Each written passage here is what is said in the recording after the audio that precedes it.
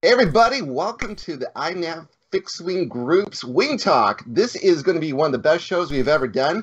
We have Painless360. This is Painless360 After Dark here today.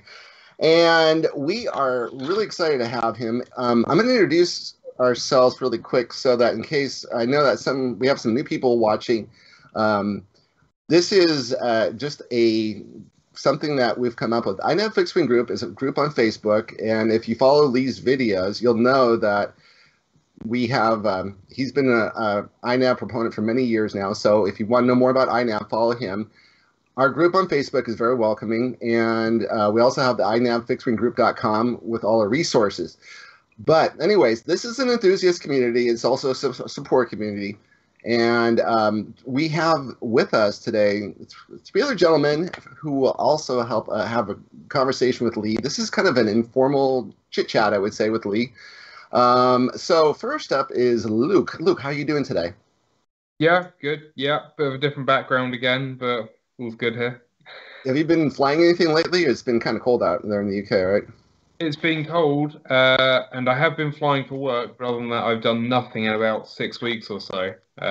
Yeah, big project at work. Haven't had any time. So yeah, Luke, yeah, you're just a guy who we had two wing talks, one after the other, about a couple of years ago, because you had so much information just on things that we're wondering about, is little technical things as far as motors and stuff like that. So you're a guru when it comes to the technical aspects of INAV, and looking forward to hearing more from your input in this chat today. Hey, the next guy is, I think, probably one of the quietest but most productive people that I don't know how this guy sleeps. He's the most productive guy I've ever seen in my life.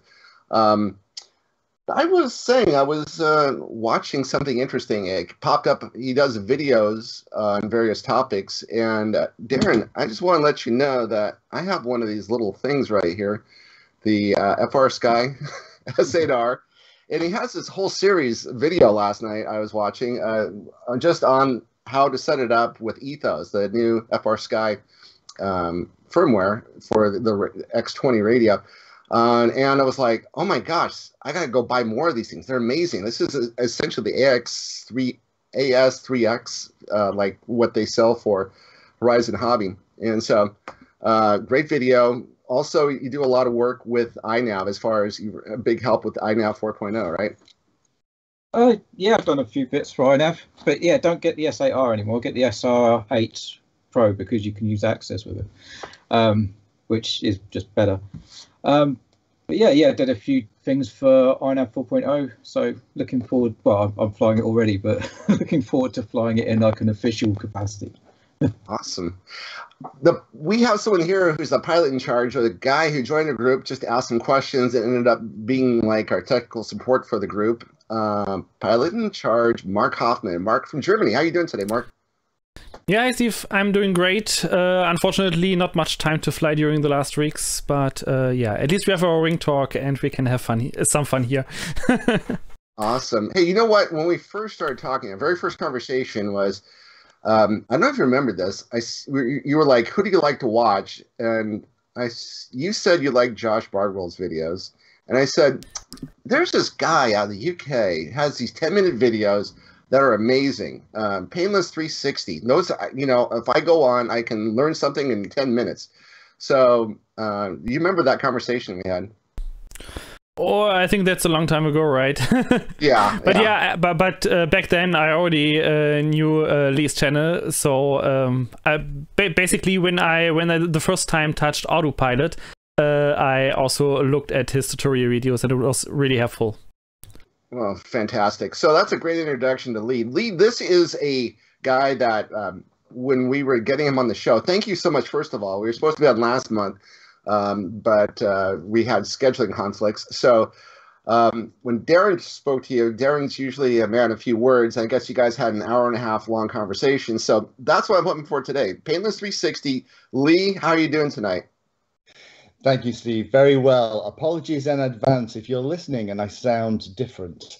It's not that I've got another microphone. I've got a little bit of a sore throat. So I will be sucking on mentholated sweets. So if you hear some weird clicking and stuff in my audio, that's what it is.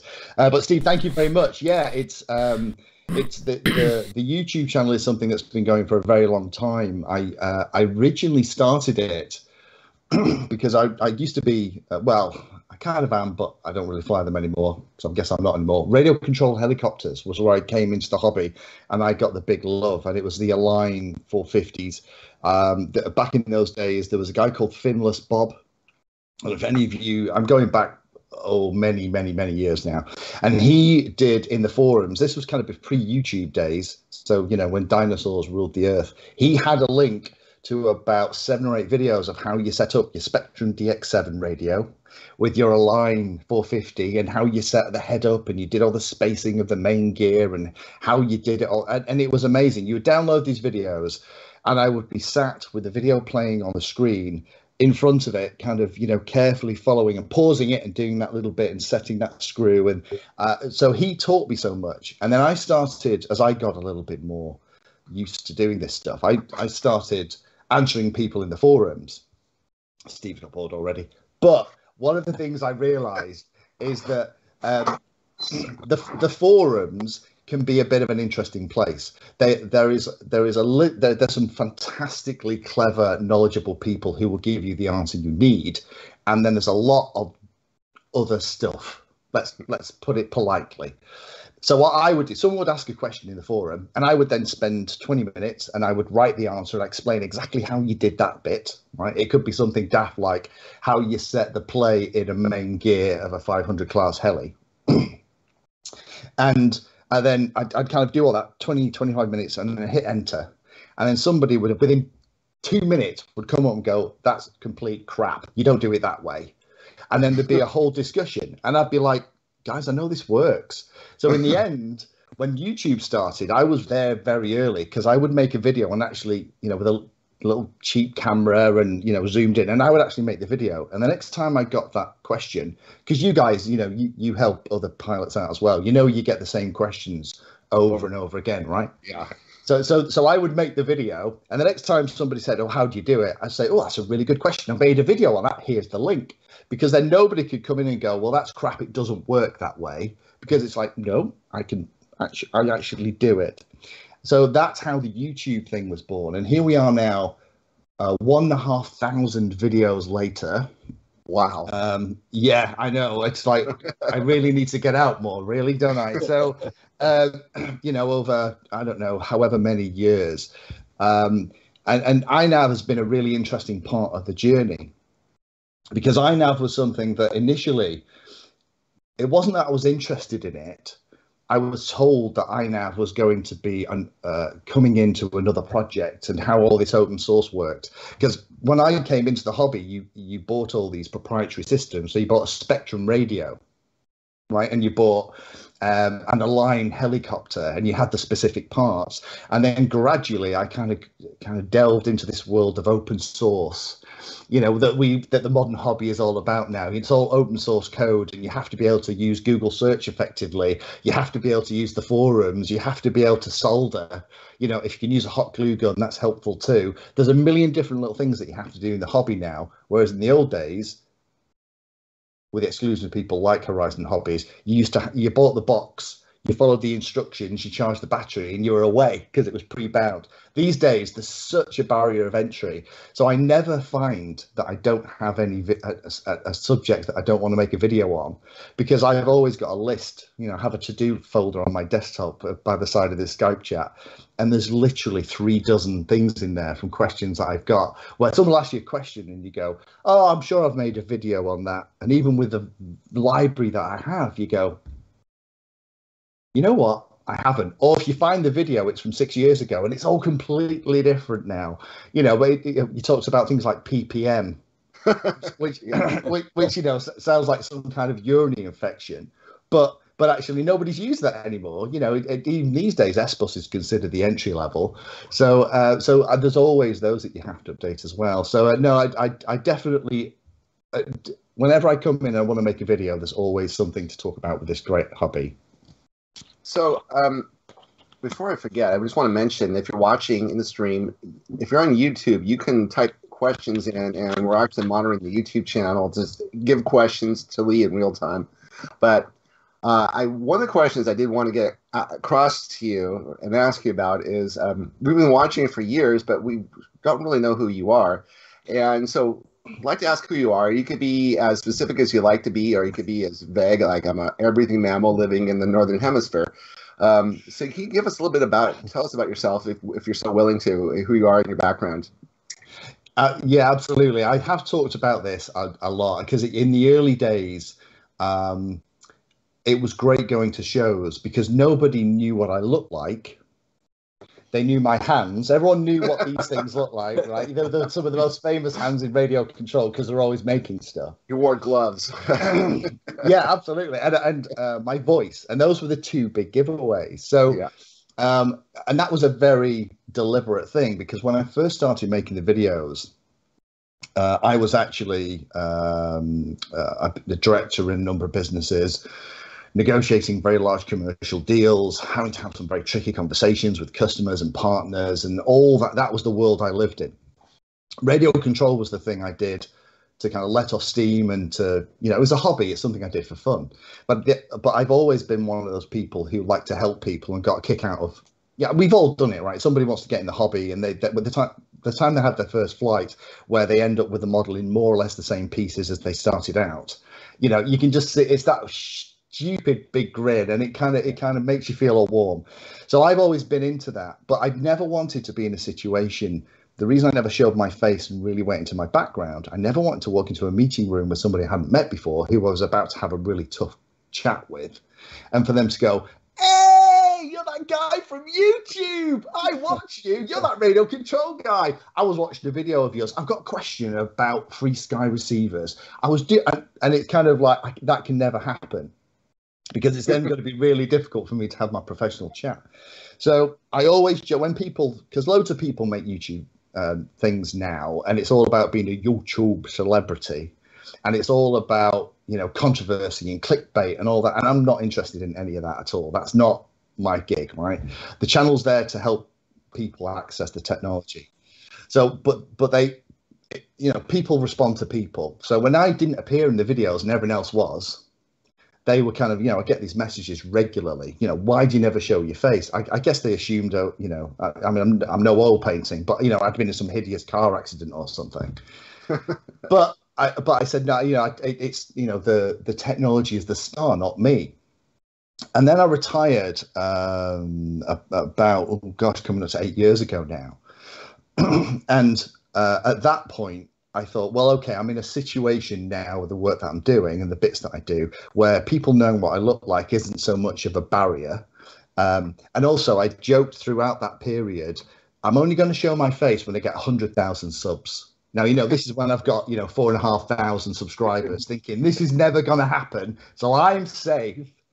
And then on the 6th of August, I remember the date, I can't say it, 6th of August, 2018, we passed the 100,000 subscriber mark. Wow. So I was like, crap, I've got to, okay. So I did a whole video to camera and explain where the name came from, why it's a pill logo and all those things. So my background originally is I kind of trained and certified as electronics engineer and then moved into IT. So I'm afraid the smell of solder immediately makes me feel like I'm 18 again, just like the smell of two-stroke oil if you're a motorcyclist, right? We all, there's smells that just evoke that. As soon as the solder hits the tin, then I'm 18 again. So I've always toyed with this stuff, and the other part of the job that I used to do a lot of training. And a lot of it was around psychology and those kind of things and kind of business practice.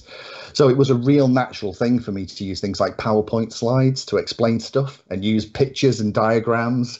And I found that lots of people really resonated with that visual way of learning rather than reading it in the forums. And it just became a snowball. So now, I'll probably come in this place, which is all in the dark behind me. It's not because I'm hiding anything. It's easier to light this way.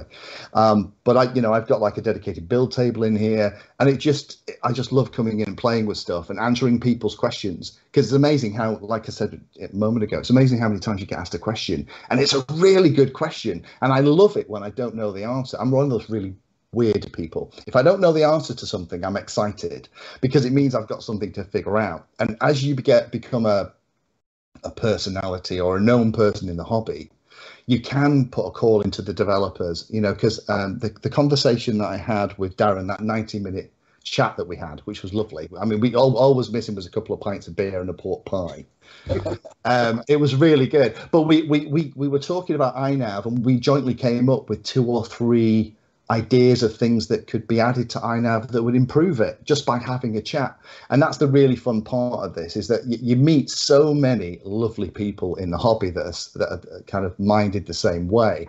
And every day you learn something, which for me is just an absolute joy.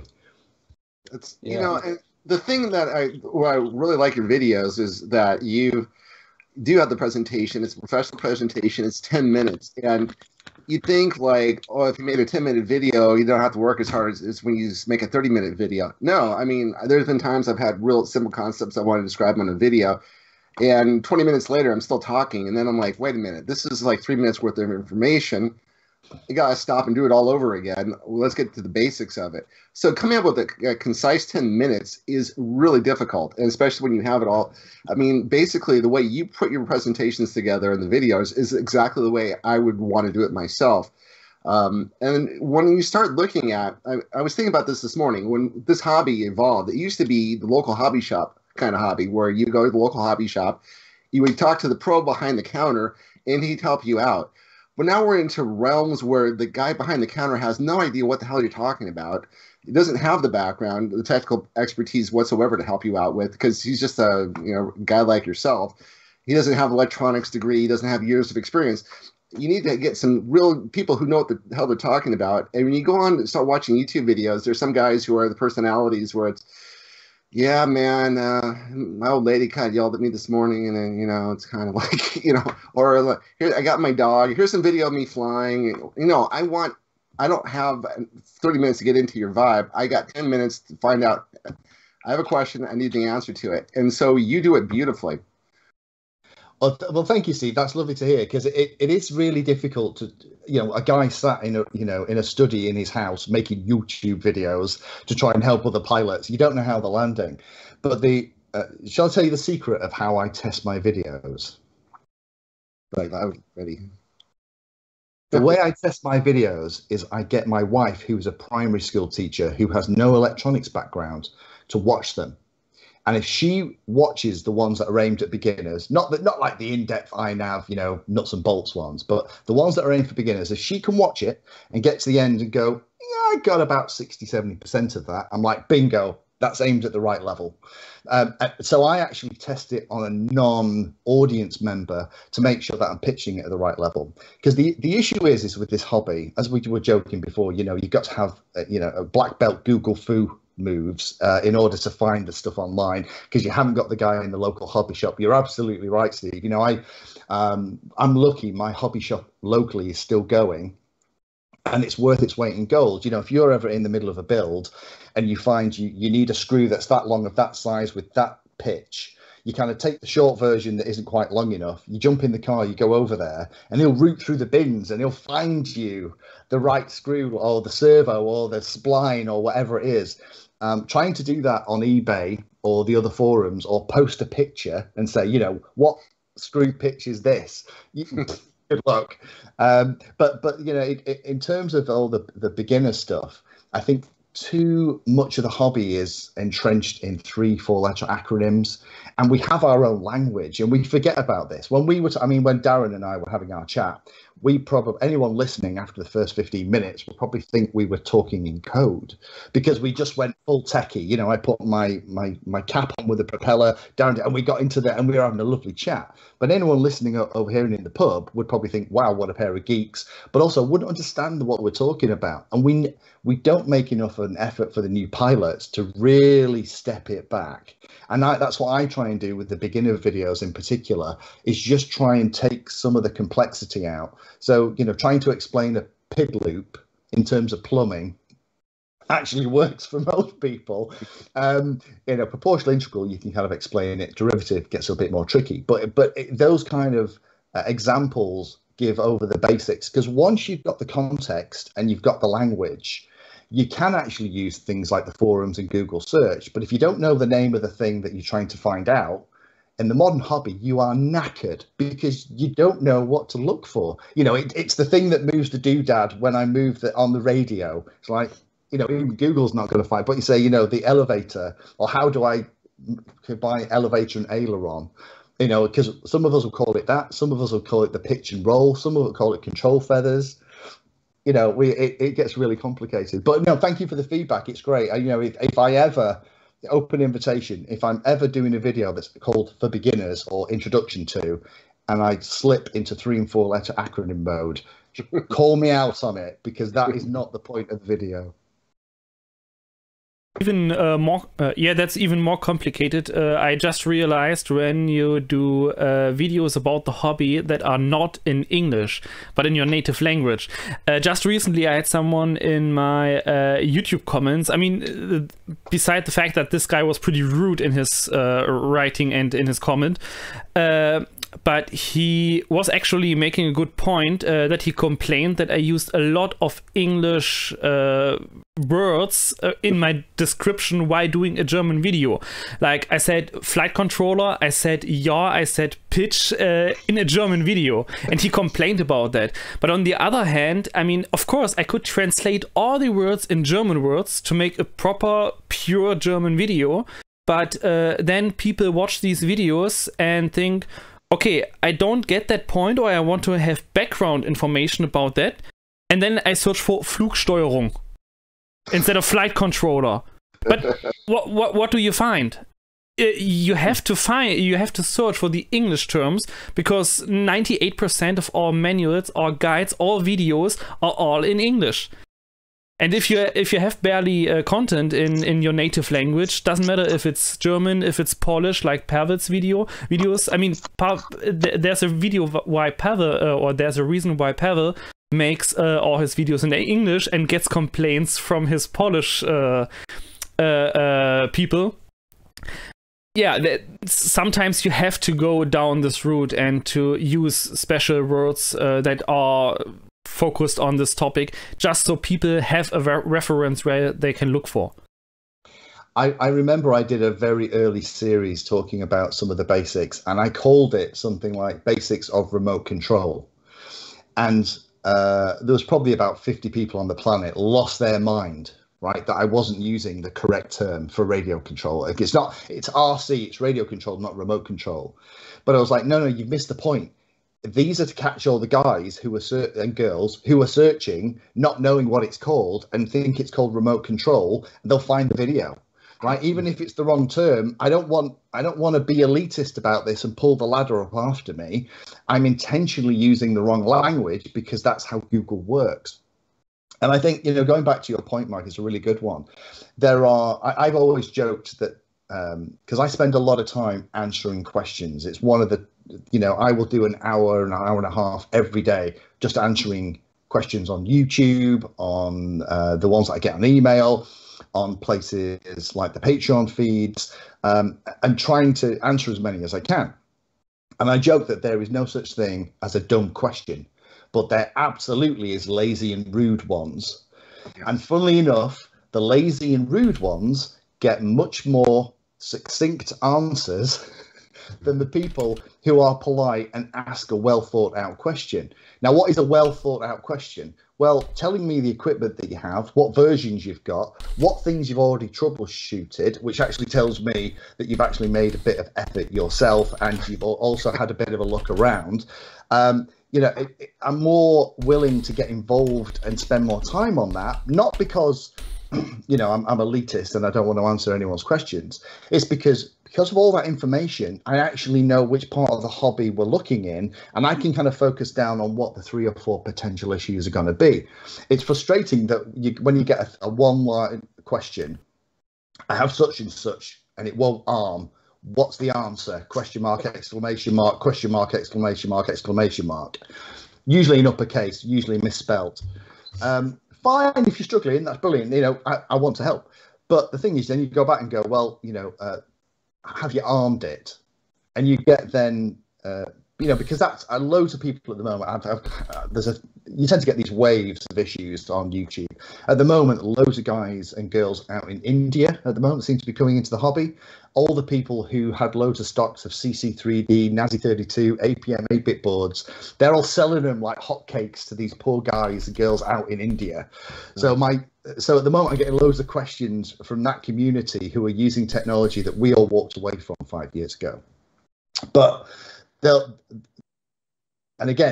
it's amazing because you think about it, they're watching a technical video made by an English guy in the English language, going back to Mark's point, and not only are they following along, but they're following along enough to actually frame a question in, because they don't ask in whatever language is native to them, they'll actually ask it in English, even if it's broken English. And I'm just mind blown about the effort that people go to for that stuff. But you kind of go and say, have you armed it? And then some of them will come back.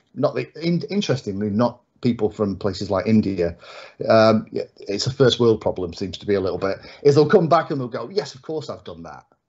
And it's like, whoa, okay, well, you didn't tell me you'd done that. And also, if you had, it will enable me to get down to 3 or 4 things. And after 2 or 3 goes around, you get to the point where you kind of go, you know what, I'm just not entertaining this anymore. If you're not willing to be polite and actually engage with me and give the information I need to give you a hand, it makes it really tricky for me. And in the time I've spent with that individual, I could probably answer another 3 or 4 questions and got people on the right track. So my ask is anyone watching this, I think if you're going to any subject matter, well, I'm not an expert and I wouldn't even deem to say that. If you're going to somebody who you think knows more than you do to give you a hand, the more information you can give them and the more polite you are when you ask the question, the more chance you'll get of an answer that will actually help you and not end up just frustrating everybody. Because for me, I love it when you get the message 2 or 3 days later, it's worked! Exclamation mark, smiley face. It's like, brilliant, that's why I do this. It's just soul destroying for those days. My patrons know all about this because I usually go to them and I'm just like, humanity is doomed. because some days you go on and it's literally every comment you go to on YouTube is like that, and you have, again, it just seems to be the law of averages.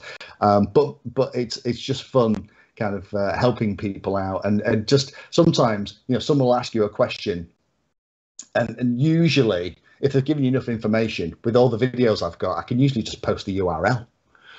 Because you're guaranteed if they've missed something like setting up an arming switch in INAV, they will absolutely have missed about 7 or 8 other crucial things in their setup. If they get it armed, it's probably going to rip their arm off or smash into the ground within 2 seconds of being thrown into the air. So you kind of go, that's a really good question. Check this video out. And sometimes if I've ever done that to you, if you're watching this and I've ever pointed you to a video where you're like, I'm sure we'll get to answer my question in a minute, I've probably done that because I don't want you being hurt by doing something dumb. Because we've all got scars. You can't see in this lighting, but I've got scars on this hand. It turns out that distance from there to there is exactly the diameter of the rotor blade of a 450 helicopter. Don't ask me how I know. If I can help you avoid, a trip to A&E and some stitches, then that's all good. Darren, you had a question? Yeah, it's sort of gone, but yeah, I just wanted to sort of add with Lee's example about having a nicely formatted question. It's not just also about us maybe not being rude if we don't answer or anything like that. It's just for a lot of us, it's like we have full-time jobs as well. We have other commitments, so having all the information present just makes it that much easier to try and answer the questions. So yeah, there's that sort of side that comes in as well. But my question is 10 minutes back, so I'm going to let Mark ask his go first, and then I'll get back to something you said 10 minutes ago. Yeah, I really have to agree on one specific point, or also add something to this topic. When you make a video or so and you write down what you want to say, sometimes I try to make some scripts like this and these are the points I want to cover in this video, but then while I'm doing it, then I realize, okay, for this I should go a little bit deeper into the explanation, maybe I don't have a video about that yet, then from this you go to the next topic, and then sometimes, as Steve said before, plan 2, 3, 4 minutes quick explanation video gives you 30 minutes of video footage, and then you have to cut it down or shorten somehow, or even completely record from scratch, because it just gets too long. So sometimes it's really hard to balance between what do you want to put into one video, or do you want to split something up and make separate videos about it? But then there's the next issue. If you make a video about one topic, like just a simple example, an INAV tuning video, and then you said, okay, I will make a new video how a pit controller works later, and then you put yourself under pressure, because then you have to put this video out as soon as possible, because people will start to ask for it. So one of the things I wanted to ask you about, it was something you brought up. Lee's like stuffing some cough drops in right now, so I'll give him a chance to get some water and some cough drops in. Yeah, he's giving us the thumbs up. One thing you brought up, it was a really kind of interesting point. I'm glad you brought it up, was when you talk to people about this hobby and you explain to them that you fly radio-controlled planes, the perception they have of you is like, oh, you're flying toys. You know, it's either you're the guy who's at the field, you're from the 1970s with the big craft rate RC in your hand, flying the big, gas plane that's made out of balsa wood, or you're flying little foam toys at the park. But they don't really understand what this is all about. And even I have a friend who went through ground school and actually became a GA pilot. And, I'm trying to explain to him what the hobby's about right now, and he doesn't get it.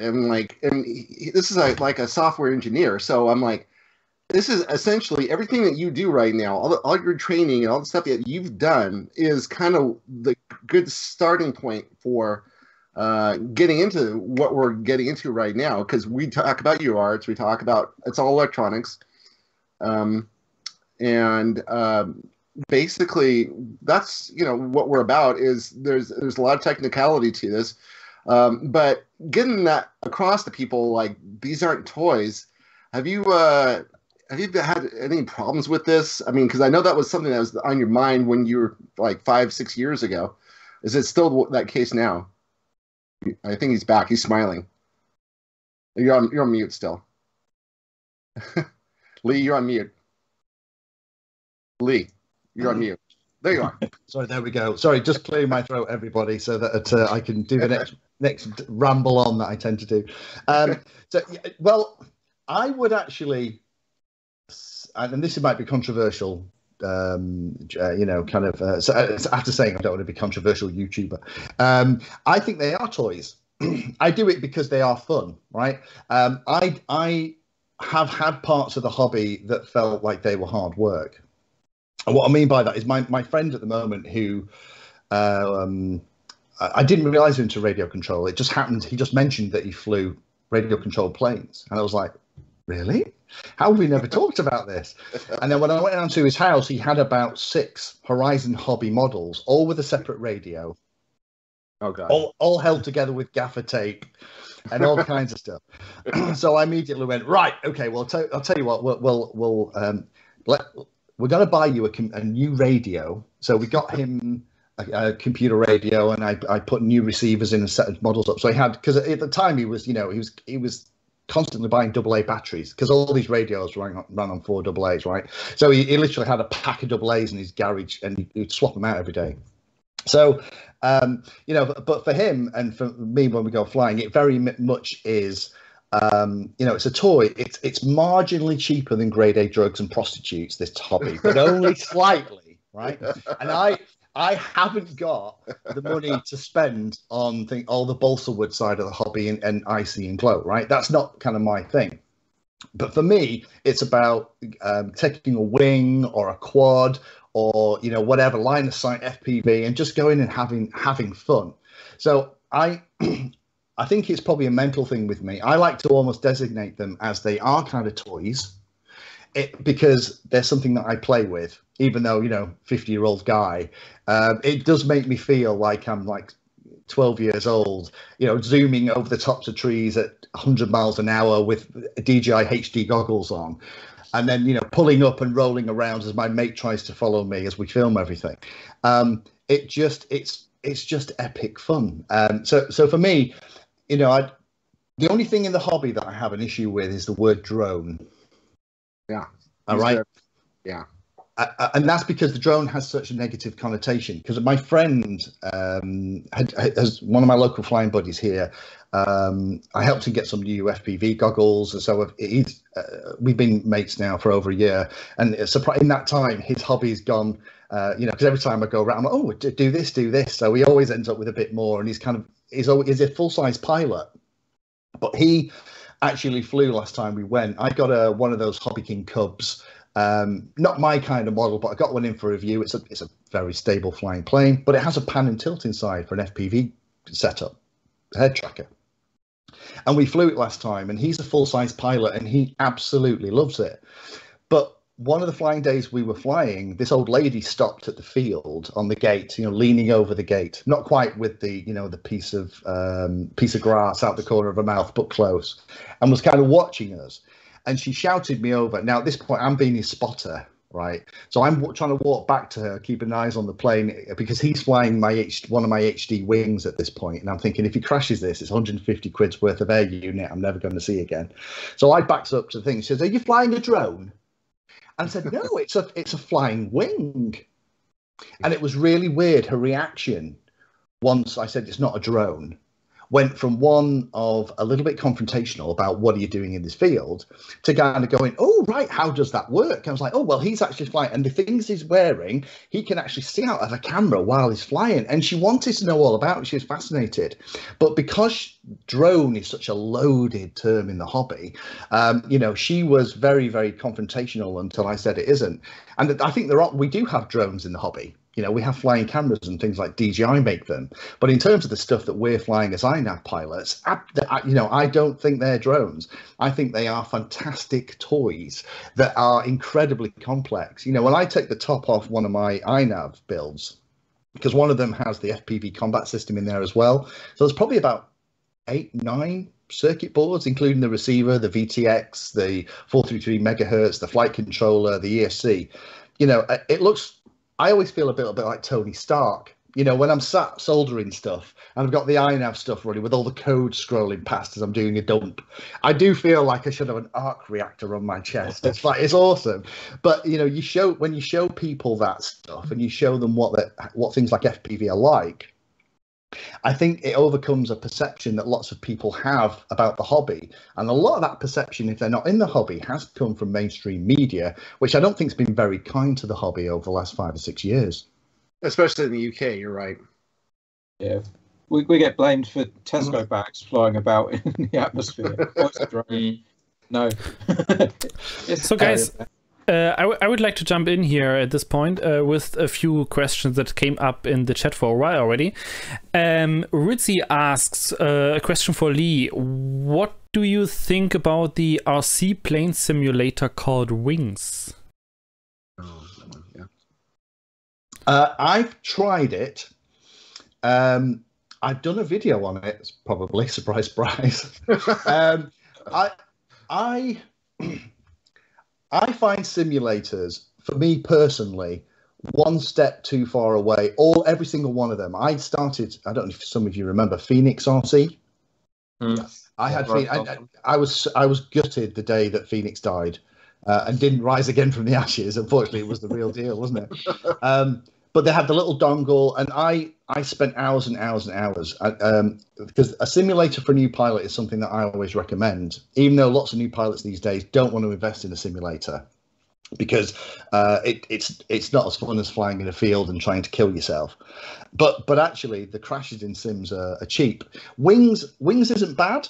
It's all right. I think there are some very good free simulators that are kicking about now. I think a lot of the proprietary ones, because I would recommend Phoenix because it wasn't ridiculous money. Was the other one Real Flight? Is that the one I'm thinking of? Yeah. Horizon Hobby. I wanted to buy Real Flight, but I was too cheap when I bought Phoenix RC. Is the reason I got it.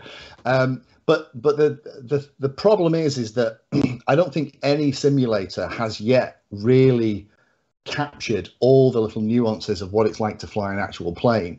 I've never ever gone from flying a plane in a simulator to flying the real thing and felt, oh, this is brilliant. But what it has done, it's helped me with some of my muscle memory, particularly in those times when your brain has what I call a brain fart, because in those times when the world goes into slow motion and you realize that you've just stalled your wing because you were trying to turn when you were doing 12 miles an hour in your plane, and the whole thing has just gone, you know what, I'm out, and just started spiraling down the ground.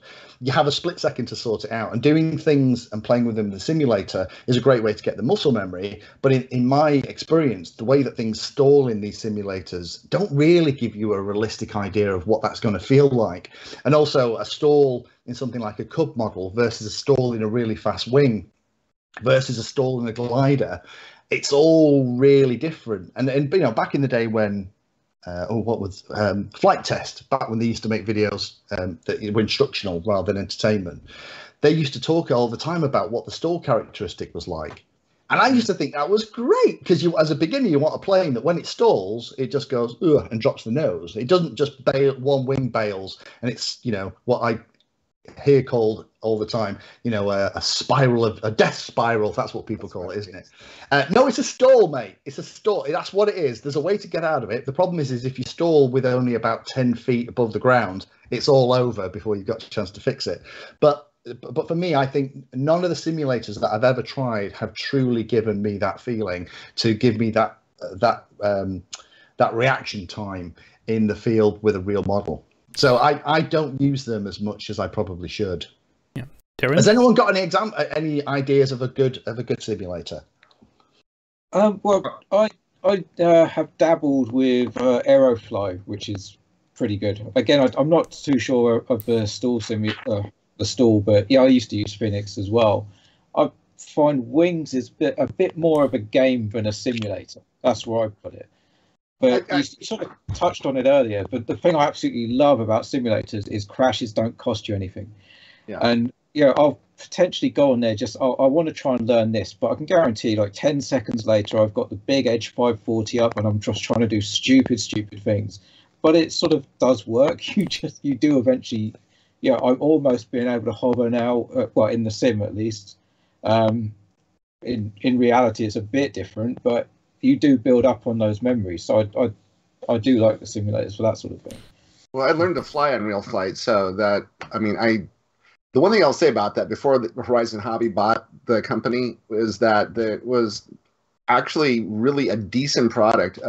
They had, for example, the multiplex Easy Star in there, and that, I swear to God, it flies exactly like the real Easy Star. It's exactly, and a lot of the planes, they've got the feel down and everything. Unfortunately, now what Horizon Hobby has done is they're all planes that have Spectrum radios on them. So these are all local hobby shops planes. And I guess you can still download some of these older planes and work with them, but I tell you, it's pretty remarkable how realistic it is. You get the feel of it, even though I'd say the real downside is you can't see the ground. So you don't really know where the landing field is. And so it's really hard to learn how to land with those planes. But other than that, it's all pretty good. Mark, you have more questions? Yeah, I think just one thing for the simulator stuff. The problem that I have with all simulators, and it doesn't even matter if it's a wing or a multi-rotor simulator, is nothing of that actually represents reality, and nothing of that can teach you really critical situations. Like if you fly a plane simulator, even a doesn't matter if it's FPV or line of sight simulation. If you like pull up out of a stall or out a steep dive and your plane is fast, for example, on a rear plane, the control surfaces will flex. And eventually you cannot pull out anymore, or you have less authority. The simulator does not simulate things like that. It also doesn't simulate a nose-heavy plane or a tail-heavy plane. Every simulator I have seen so far, the planes are just perfect. and this never prepares you to fly your first own setup plane that will never be perfect. That's just impossible. Even if someone else does it for you, and then you go flying by yourself, you put the battery just slightly different, the CG is shifted, the balance is not right, you have a different prop on it, it will behave differently, and a simulator cannot prepare you for that.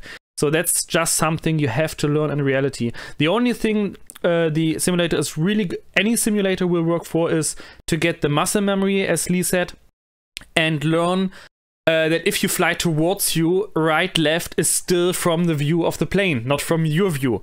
And that's the most important thing. Just recently, when I uploaded the video where I flew the ZOHD drift line of sight, it just has roll and pitch, it has no rudder. And I tried to do some inverted flight, and then quickly rethinking to push to go up instead of pull. That threw me off, and I crashed it into the ground because I was just 5 or 6 meters high. But when I fly towards me, I have no issues with that anymore. That's totally fine. That's basically the next step, and I have to learn that in reality. That won't work in a simulator at all. So depth perception is the other thing it won't ever teach you.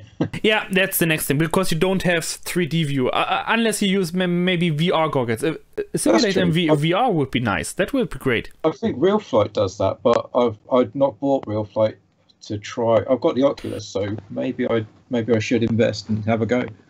Maybe it's worth a try, yeah. So I have more questions from the chat.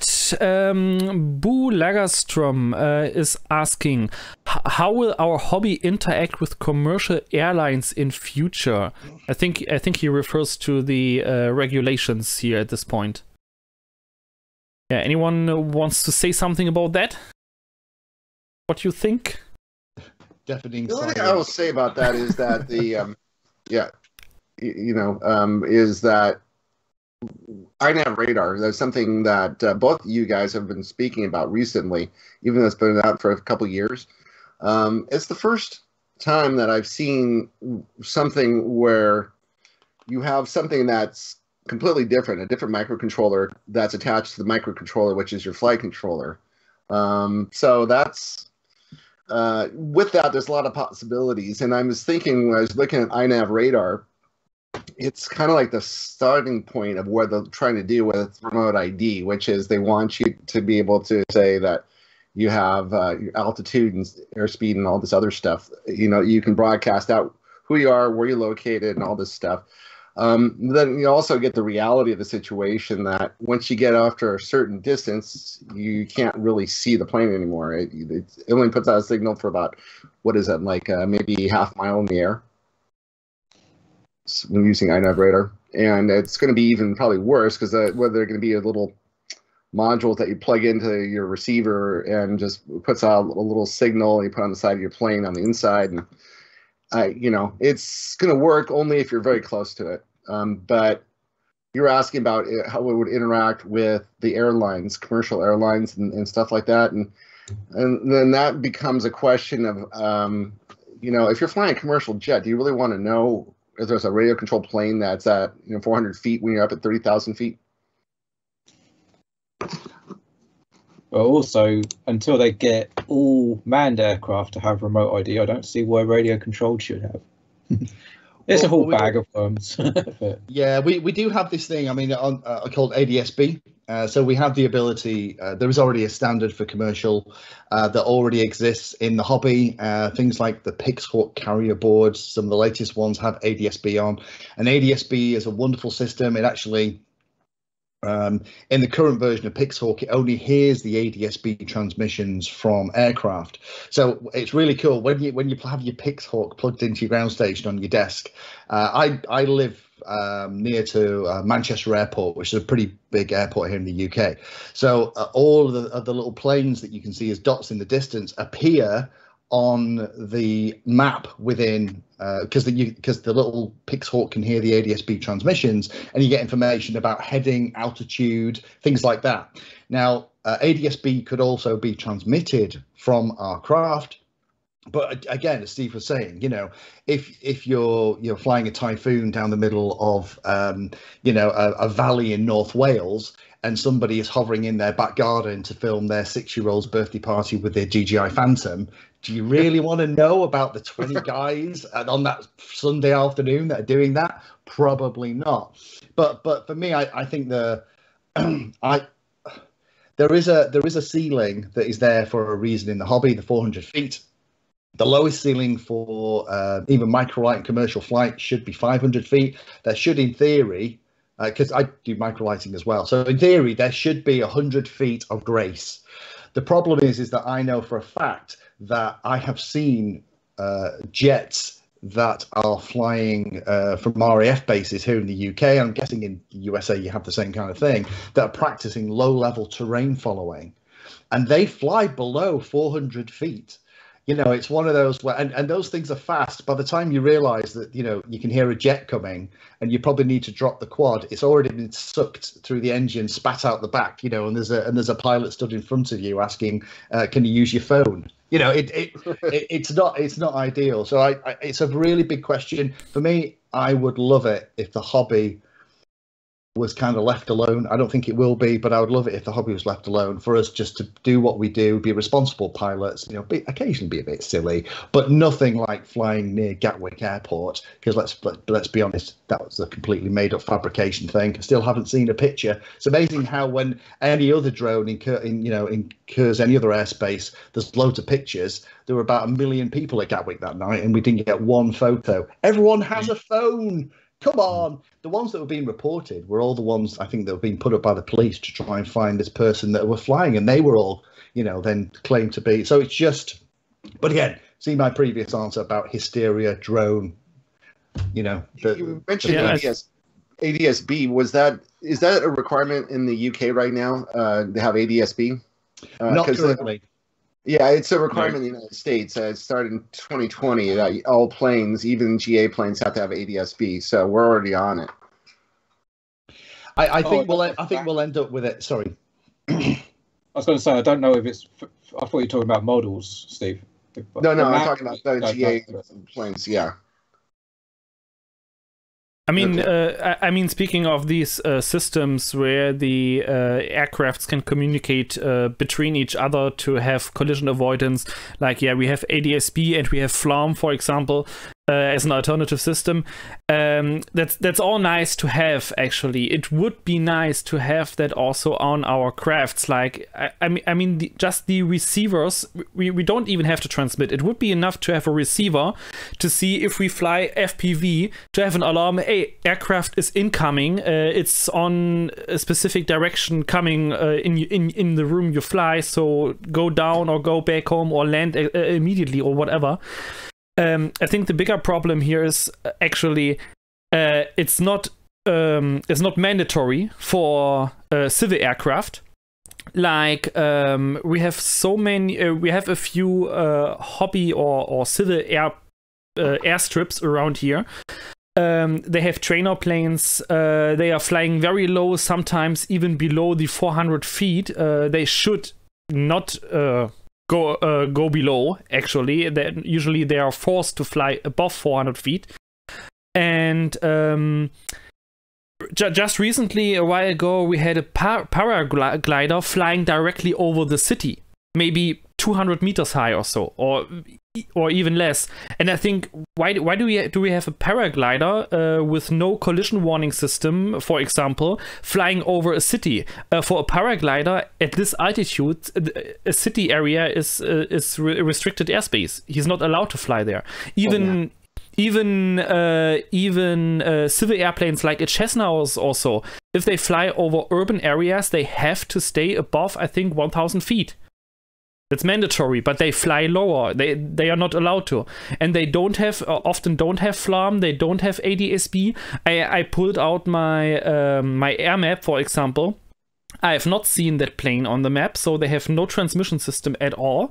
And I know here are people in the area actually collecting ADSB and FLARM data and feeding the air map application, or the flight radar app, not air map. I'll give you a little bit of history here. We had year, it was last year, beginning of last year, we had the NPRM with the FAA, and basically it was so depressing. Like I was sitting there for like the first couple months of 2020 thinking like, all my planes are going to be worthless. I mean, this hobby's growing. I'm enjoying this, but I won't be able to fly any of this. And so I was like talking to Mark and Darren. They're like, hey, you know, this is an American thing. Don't really spend your time talking about this on the show, which is good news because now we have the FAA, which is the kind of gentler FAA. We're like, hey, we love FPV. We want to be your buddies. We want you to share the sky. And so, you know, we have some fantastic channels. We have FPV Freedom Coalition is a really great YouTube channel, which gets into all this stuff. So you kind of know what's going on with the FAA in the United States. But that's just, I'm hoping, like Lee said, I'm hoping that the hobby just turns into something that is, you know, leave us alone. If we're not causing any trouble, just let us be. That's kind of, I think, what was that underlying theme. We're coming up on the 1 hour mark right now, so we are going to take a 3-minute break. It's 90 seconds. We're going to get more coffee, use the bathroom, whatever else, and we'll be right back with Lee.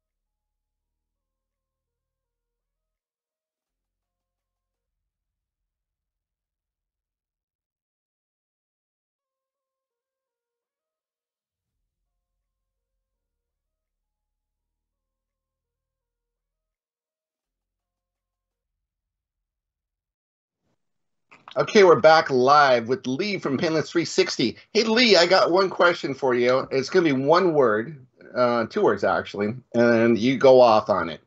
AAR Pro. Sorry, can you just repeat that, Steve? Because I was taking the thing out of my mouth. Something or Pro. That sounded rude. AAR Pro. Oh, AR Wing Pro. Yes. Oh, okay. What do you want to know? There's a story behind it. You have your pills all over that plane. So, it was an interesting one because the guy, the marketing guy, because ZOHD and Sonic Model. Let me start at the beginning. That helps with an answer, doesn't it? The Sonic Model and ZOHD are actually essentially the same company. They're sister companies. There was one guy in charge of marketing, a really, really fab guy called Ari, who sadly doesn't work there anymore. Ari was a fan of my channel, so he reached out when he kind of got involved with the job, and we were chatting, and he was a lovely guy. Again, you meet so many fantastic people in this hobby, and he was just like you guys. You just sit and chat and just, you kind of pass the time and have a love, and you're always learning something. So I quite like the TBS Campaigner 2. I think it's getting a little bit long in the tooth in terms of a design, because I don't think it's designed for modern electronics. And I have a Cape, right, but I never fly it because the amount of technology in there with my GoPro and everything at the front, I don't enjoy it as much, and that's because I'm cheap. When I throw it up in the air, there's a little voice at the back of my head going, that's about 800 pounds in the air, that's about 800 pounds. If you crash this, that's 350 for your GoPro, then you've got your camera, then you've got, and I would rather fly a model that's maybe 120 quid soaking wet, because actually I will have far more fun with that. Mm-hmm. I won't be kind of like, I daren't try anything. I'm going to fly it, like I'm on a driving test. So I went to, when Sonic was talking to me, I kind of said, look, what I want is, can we have a new version, or can we tweak the mold for the AR wing, because it's a bit old fashioned and the DJI stuff was coming out. And they said, okay, what do you want? And I said, well, I think we could get away with it if you just cut some bays into the wings, because I know how expensive it is to create molds, because I used to do a lot of stuff for Hobby King back in the day. So I was like, we could we need space and more cooling for modern electronics. So like, okay, so what kind of things would you want if you were given a blank piece of paper? I should have smelled what was going on at this point, right? So I gave them a list of about 8 things. I said, my perfect wing, bearing in mind, we're all wing guys. You get wings in, and there are things that you like about them. There are things that you think are really crappy. There are things that you change or tweak, or after several flights start to get flimsy or break, or so all of us as pilots have this list of, if someone gave you a blank piece of paper, you'd want these things, right? So my piece of paper were things like, I wanted room for modern FPV equipment. I wanted a lot more cooling. I wanted a lot more room inside. I wanted the wings to be removable, and that's because I have a little sports car, so wings don't fit in my boot. I have to be able to take the wings off. And I wanted, for long range guys, there to be pods in the wings so that you could have your VTX on one end, you could have your Crossfire or your ELRS and whatever, but it wasn't ELRS back then. But you know what I mean? So I had this list, and I sent it to Ari, and he kind of went back and he went, I didn't actually do this because we were talking on Skype, it wasn't video, but I imagine he stroked his chin and went, that's really interesting because that's very close to our list. And then that started the conversation, and it took 2 years. So I was under NDA this time, and while this was happening, he constantly sent me these 3D renders of the designs, and I'd be like, well, I like that, can we do that, blah blah blah. And then I discovered lithium-ion batteries, right, for endurance flying. And what I wanted from him was, I want a Campaigner wing for AR wing money. Is actually what I wanted, right? I want that quality, but I don't want to spend 300 quid. I don't want to be in right wing territory. I'm too cheap. So we went through the process, and it went through it and through it and through it and through it and through it. And they were going to send me some of the molds. What they do is when they make the new wing, as you guys know, but for the people listening, the way it works is that they tend to do a number of mold tests. and they tend to be a bit rougher, but they are flyable models. They're going to ship me some of them, but things like Chinese New Year happened, COVID started in the March of that year, which delayed the release, and it just became a nightmare. So in the end, I hadn't seen the final model. I'd seen pictures they'd taken of it. I'd seen 3D renders and all these things, and Ari had taken me through the specs, and we kind of confirmed how it would all work. And I wanted to make sure that there was enough room. And they did everything I wanted. They only missed one thing. And the one thing they missed is that I wanted the connector that was at the root of the wing, because when you put in the AR Wing Pro, when you attach the wing, it actually makes all the electrical connections, right? 8-pin. Exactly. I asked for 8-pin, and they put 6-pin on it. And I said, "For God, why?" And it was like, "Well, it's a cost thing." I was like, "Are you seriously telling me for 2 extra pins?" And I just had a Patreon today, actually. Just go. I've got my AR Wing Pro.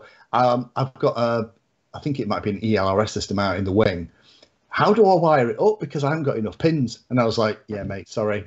But then trying to retrofit that is really tricky. So that was the only thing. And I was like, "Don't do 6 pins. Don't do 6 pins." And then they finally shipped me one. I opened the box, and I was like, "Ooh, this is actually quite good." And then had a look, and it was like, crap. Yeah, that's exactly. Darren, you got to say something if you want people to see what you're talking about. Yeah, Darren. I've got to unmute the mic as well. But yeah, I just got a bag of these things, multiplex 8 pins, about £10 from AliExpress, if that. Yeah, that's what I asked for.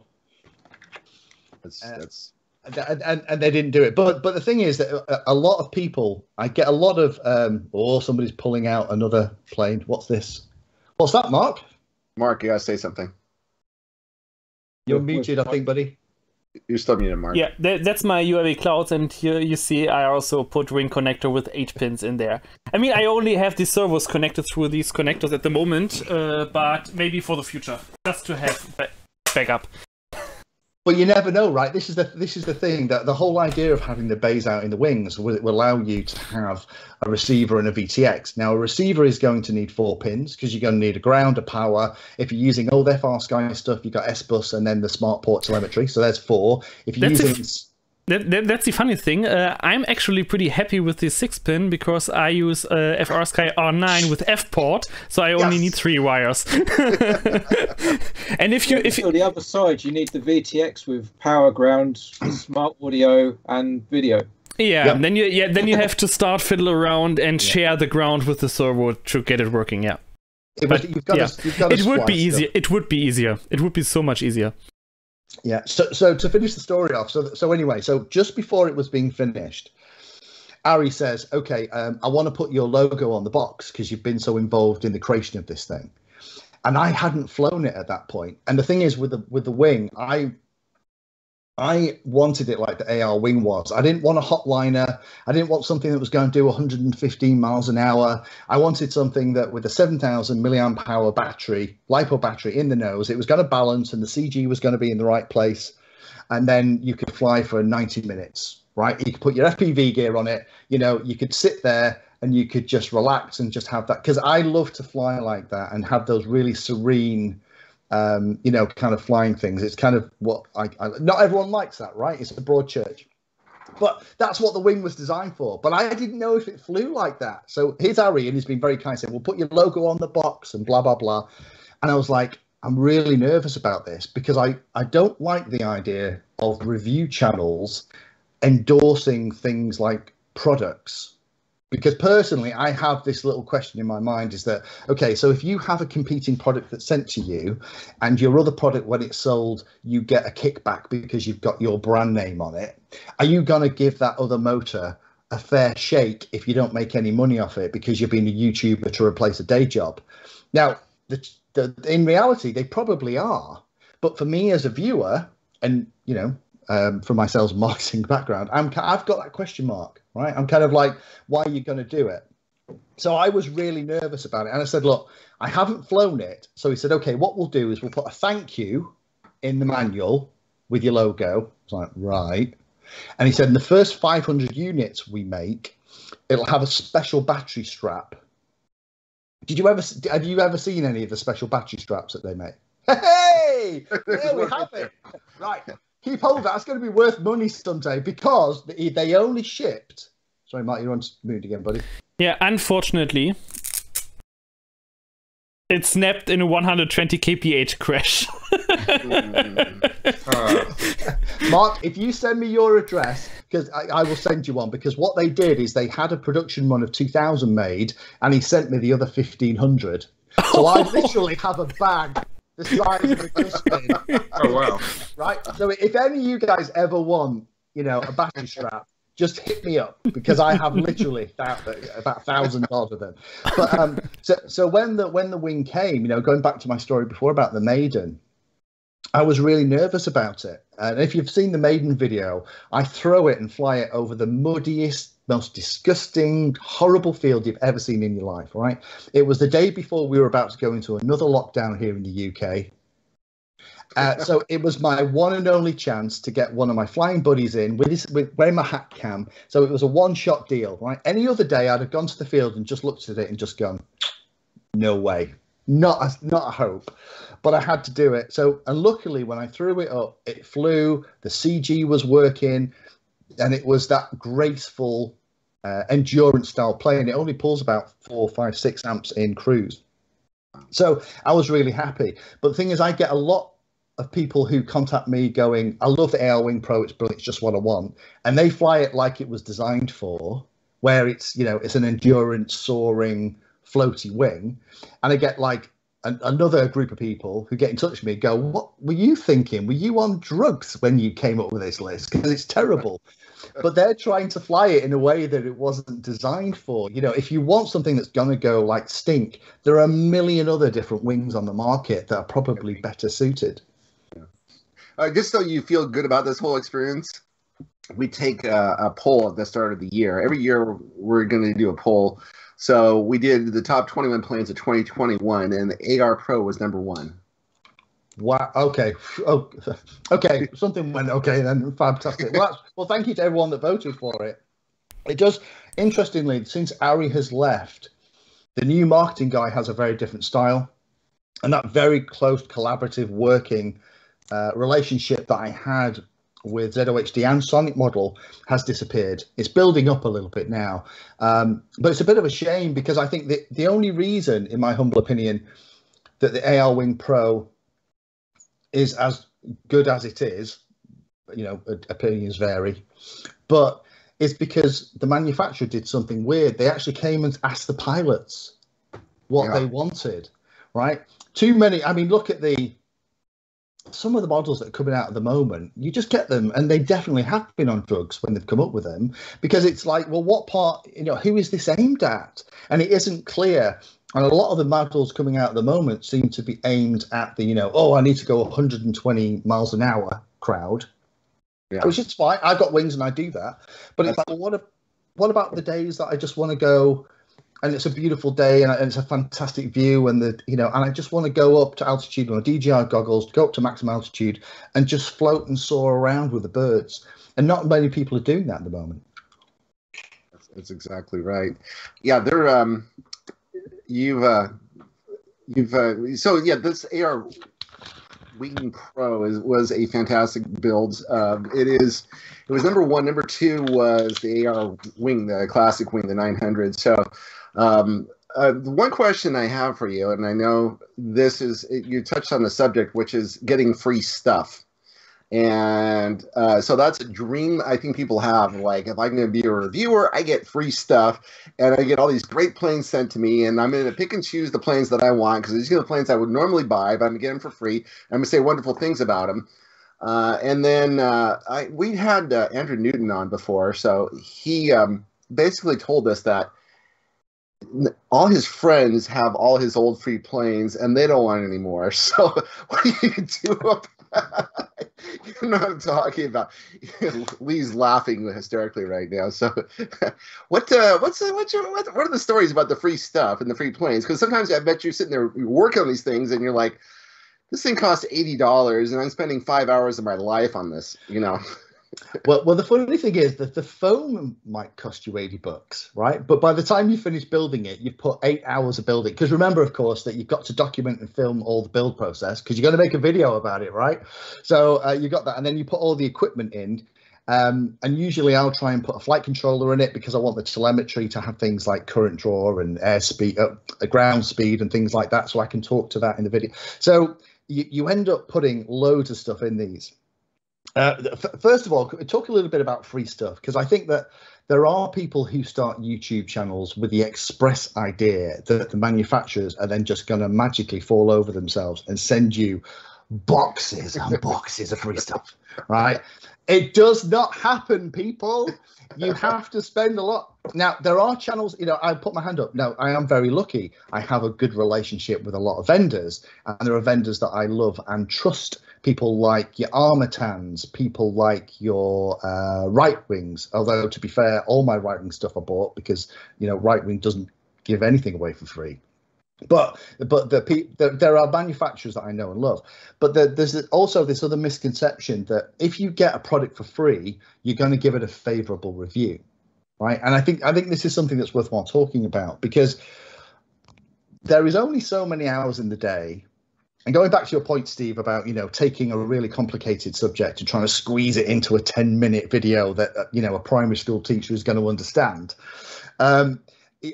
What you don't realize is that sometimes the video that you watch that takes 9-10 minutes to consume as a viewer, the last one that I did, it was it was INAV compass alignment, right?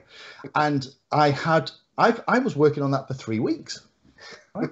3 weeks, and I read everything in the wiki and the docs and did the Google foo. Right.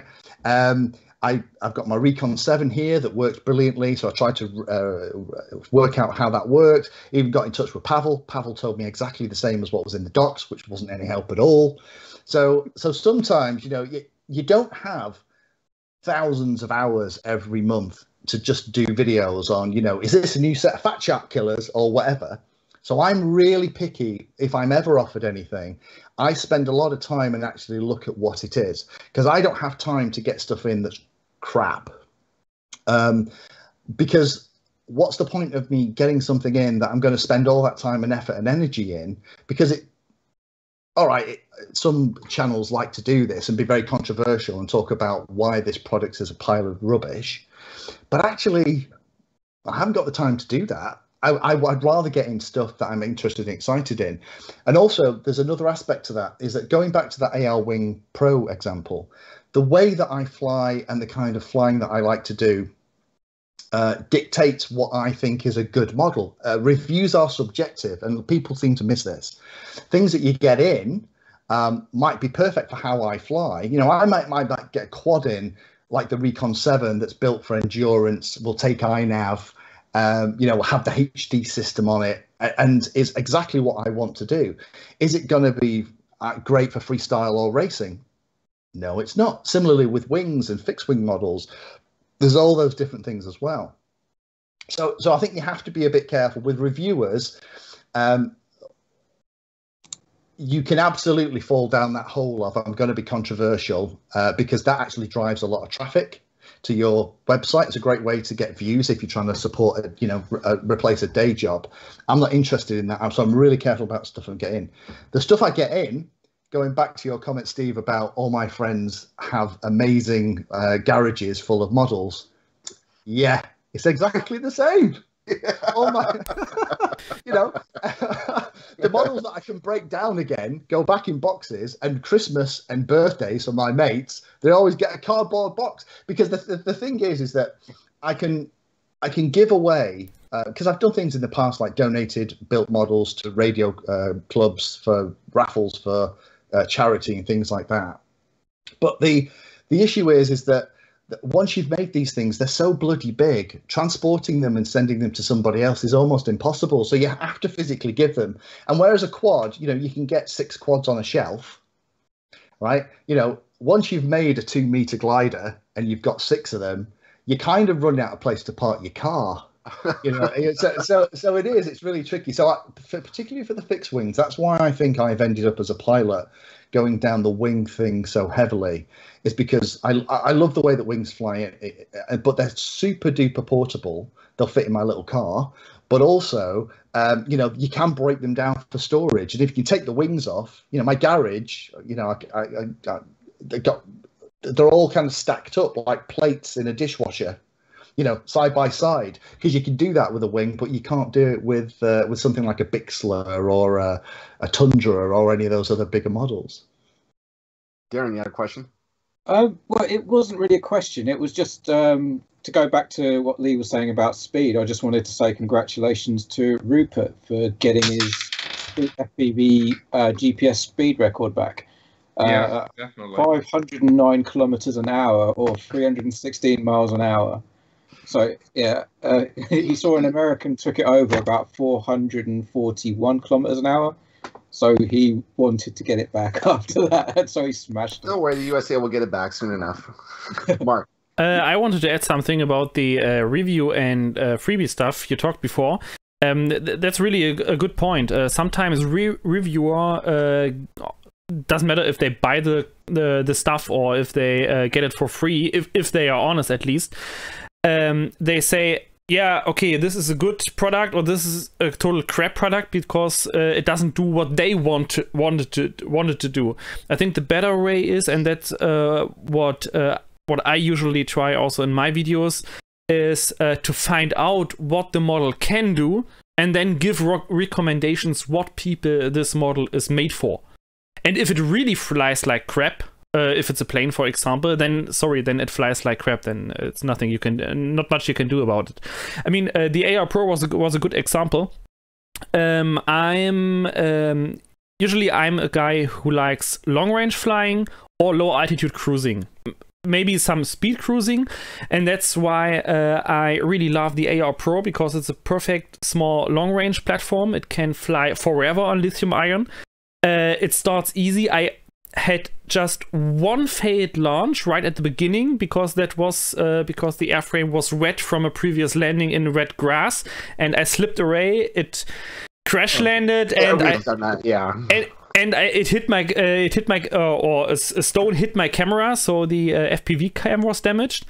And I just recently had my first crash with it when I did a little bit too much acrobatic and pulled up not hard enough and hit the ground with 120 kilometers per hour. But it was a flat impact, so the plane is totally fine. Just a few cracks I had to glue down. But yeah, the AAR Pro is, for example, it's a medium acrobatic plane. It's a great cruiser, it's a great long ranger.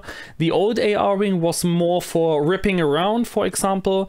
If you take the ZOHD Drift, for example, yeah, it's a small glider. It's a fantastic line of sight plane, especially for learning. But it's not that good at flying high altitude, flying long range, because it's just too slow.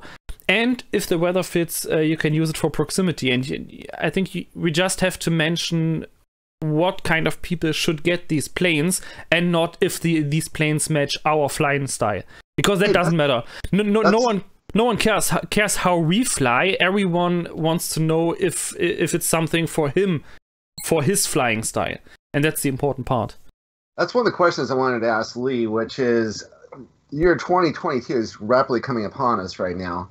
And so if you only had 3 planes that you can fly for all of 2022, what would they be? Oh, you love the tricky questions, don't you, Steve? let's okay, we've had an hour. What do you fly when you're not on, the cameras are off? It's probably another way to just ask the question. It is a great question, and it's one that I do an annual video called Kit Picks, and it's because the thing is as well, you know, with the output that I have, it's very difficult if you're not watching everything and keeping track of all the videos. It's like, well, of the 12 radios you've looked at over the last 12 years, you know, which is the one that you'd recommend? And going back to Mark's point, it really depends on what you want, what your experience is, what you've got already. You know, there's no one panacea, perfect system for everybody. But the things that I have loved this year, and they're all wings. I love the Atom RC Dolphin. I don't know if any of you guys have flown one. I was late to the Atom RC party. I'll put my hand up to this. It was somebody who pinged me, and this is what I love about the hobby. Somebody sent me a message and said, "Oh, have you tried the Atom RC Dolphin?" And I was like, well, that just sounds dumb, because when you hear Atom RC Dolphin, you imagine this kind of blunt-nosed porpoise, a manatee shape. You're thinking, geez, that's going to be one ugly plane. So I kind of Googled it and looked at it. And for those of you that are old enough, you remember a film with Clint Eastwood in called Firefox. From the 80s, right? And Firefox was this experimental MiG that Clint Eastwood stole from Russia. This back in the days when films did that kind of stuff. And I loved Firefox. I just thought it was amazing, and it had echoes of Firefox. So I thought, I'm going to get one. Had zero expectation about this, and this is interesting. It kind of goes to your last question, Steve. When you're getting things in for review, if it's been hyped to a ridiculous amount, right? You get the model in, it's almost impossible for anything to live up to that hype, right? So there's always going to be, it can only match how amazing you think it's going to be. If you have very low expectations, something comes in, it's always going to be a pleasant surprise, and that's going to be reflected in the review, right? So anyway, so this Dolphin comes in, I'm thinking, oh, okay, right, so wax in, surprise, INAV, right? Puts all that stuff in it, takes it out to the field and fly. My mate goes, "Oh, that's a small prop for that big plane," and I was like, "Is it?" So threw it up in the air, and immediately fell in love. It was just, this is great. It can go really quickly. It'll do 110 miles an hour on the standard motor and prop. It's got a stupid big battery bay, so you can put stupid big batteries in it. It'll also do nice roll rates. Pitch authority is a bit meh. You have to work on that. In fact, Darren was fantastic in the review I did of it. Darren put a great answer about talking about the fact that the feed forward after the auto tune for the pitch authority was so high, indicated that we needed more throws. Anyway, get into the weeds. But love that. That is one that always goes out with me. It's analog FPV. It's not digital. There's the peanut camera that goes in the nose. It's got the FPV combat system in it. It has stupid amounts of room inside. So even if you start off and you don't really plan your build, which I kind of didn't with this because I just put INAV in for a test, I still had more than enough room for all the other crap that's gone in it, because literally the bay is full. So the Dolphin, if you haven't got an Atom RC Dolphin and you like wings, then it's not the most agile about there, but as an all-rounder, it's brilliant. It'll even float in. It's one of those that you can high alpha as you come in, and you can almost stall it into the grass. It's beautiful. The next one that I'm a real fan of is it's a model that lots of people have made, and you can get them from lots of different places, but I got the one from Diatone, the Diatone Ripper R690. Yeah. 690 millimeter wing. My mate got one first. Again, this is another wing that I actually, again, bought mine. I went to see one of my flying buddies, one of these classic instances where they pull something out of the bag and you go, ooh, what's that? And anyway, he flew this thing. He flew it manually. It had an FPV on it. And I was like, crikey, that's good. So anyway, the next two times we went flying, kept looking at it. And every time I thought, this is really good. So in the end, I think he managed to snag it for like $40 or something. It was on a sale. It was a ridiculously cheap piece of kit. So I managed to find it for about $60 or whatever it was and ordered it and built it out. But I put the HD system in mine, and it'll do 115, 120 miles an hour on 4S. It's got a long range tattoo battery, 2200 4S battery, and it'll fly for about 15, 18 minutes, and it'll go like stink. The roll rate is stupid, and it is brilliant. When I get to the field, I'll fly the Dolphin first to get my eye in. We all have that plane, right, that you trust, that isn't going to kind of bite you on the ass. So you fly that one just to get, all right, okay, I'm back.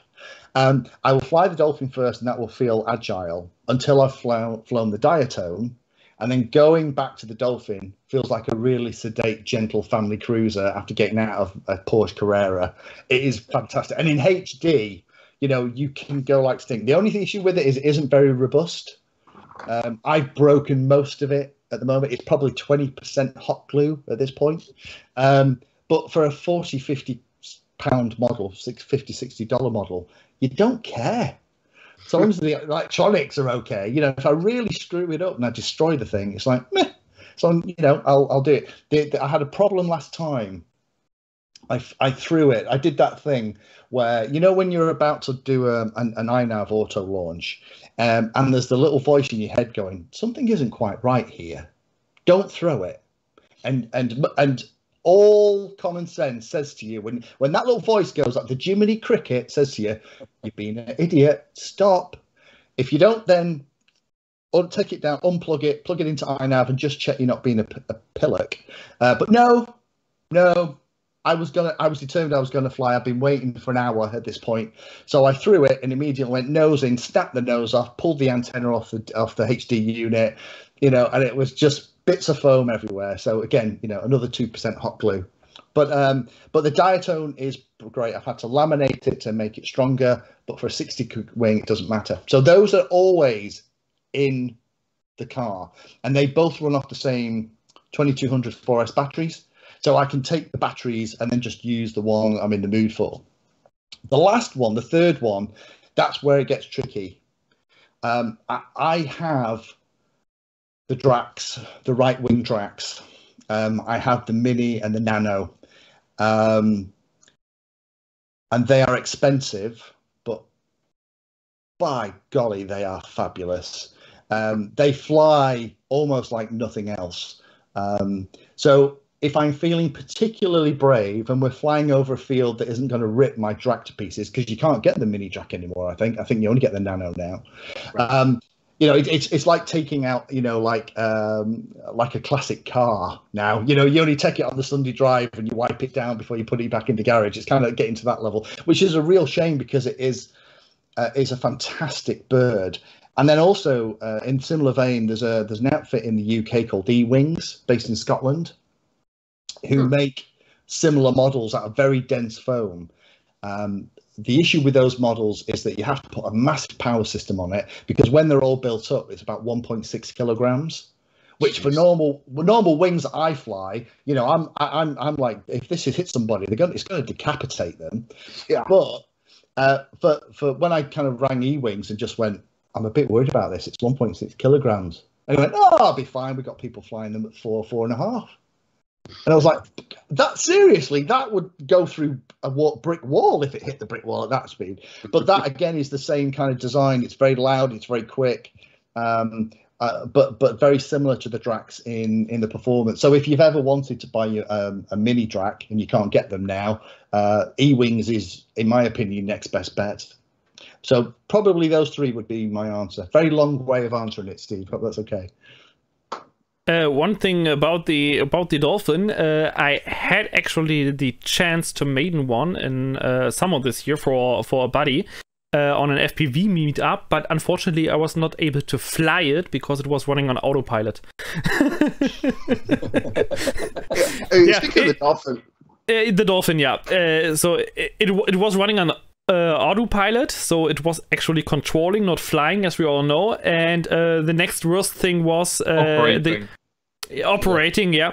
And the next problem was he messed up his switch assignment, so he didn't know where his switches were. So it was basically it was completely stuck in fly-by-wire A and return to home. That was where the only two modes he could use. So yeah, no flying, only making a few rounds and then just landing in the FPWA. So one question I have for you, Lee, when it comes to the Dolphin was this year we also, about the same time, had the Talon Pro came out. And it's like I haven't heard anything about the Talon Pro. It's like I went to the group and looked, and there's only been a couple comments on it. So is that one of the planes that you got? And you prefer the Dolphin over the Talon Pro, obviously. I have seen the Talon Pro and played with it. It's on my list of things to play with. I'm one of those pilots that are not a fan of the Talon family. I know for some pilots, this is sacrilegious to say, and they're probably already kind of sharpening the pitchforks and lightening the flaming torches to come and get me. But I've always said that the Talons fly like bricks do. In Douglas Adams, you know, The Hitchhiker's Guide to the Galaxy, they describe the Vogon destructor fleet as hovering in the air exactly like bricks don't. Right? and that is kind of how I feel about the Talons. Because I prefer planes that have a wider speed envelope. You know, after saying about the diatone, things like the diatone Ripper that we just talked about, you know, anything under 40 miles an hour, it's kind of like, I'm not doing it. I'm just not doing it. So when you come in, you have to come in hot and ideally into a field that has long grass, and you have to use the grass to slow you down. I like planes that, like the Dolphin, that will still go at stupid speeds and roll and flip, but then you can cut it back.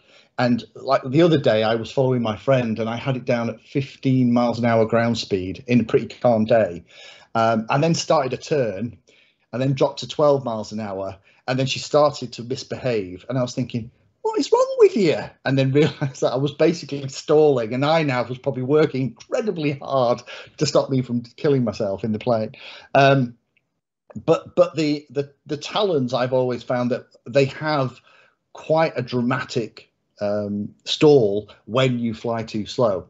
So for the places that I fly, I don't have places that you can come in under power like that. I like to kind of float in. So the Talon stuff, you know, it's not been great. Now, interestingly, the pilots that I know that have the Talon Pro have all said it is the most un-Talon-like Talon that they've flown, and that I would like it. It is incredibly efficient. And it's incredibly good at slower flight, which is unusual. They've lengthened the wings. I think they've taken some of the stuff on board. I would like one, but again, it's one of those models that hasn't been designed for modern FPV pilots like us, that some of us like to fly. It's one of those things that when I get it, I'm going to have to get the Sharpie out and the X-Acto and start cutting into this very expensive piece of foam that I've just bought in order to mount the stuff. And because really it's designed as having seen one, it's designed more like an Ardu Pilot Mapper, that style of plane, rather than you take it to the field, you put your camera gear in it, you throw it and you chase your mate around and you do acrobatics and you shoot under the tree and then you land it. This is kind of more the thing. It's up there for 90 minutes surveying the forest. Yeah, it's basically like all XUAV planes. I mean, the Clouds here is basically the same, just massively scaled up on 1.9 meters and with parachute and everything all in. Yeah, most of the XUAV planes are basically mapping and autonomous flying planes by design. I do think they missed a trick though, because I think it was one of your videos, Lee, where you went to 3DXR and they had this Talon Pro there, and it was in this awesome grey colour. And I was looking at it, thinking, where can I get one? It's like, oh yeah, I painted it myself. Oh. It looks so good in that colour. It's awesome. Yeah, that was his tip of the day on that visit. Plasticoat is actually what he used to paint it, and it looked amazing. And also because it didn't dry hard, it doesn't flake off. And if you have a little bit of a crash, the paint just doesn't immediately separate, and it didn't destroy the frame. But Ben up at 3DXR, it's always like going to that bit at the end of Raiders of the Lost Ark, that massive place where they, like a big warehouse full of boxes and it's full of treasure, and they roll the ark up that, and it goes back for, that's what 3DXR is like. You just go in and I'm just like, it always costs me money. I have yet to walk out of 3DXR without going, if I kind of place an order on the website now, can you get it from the stock room?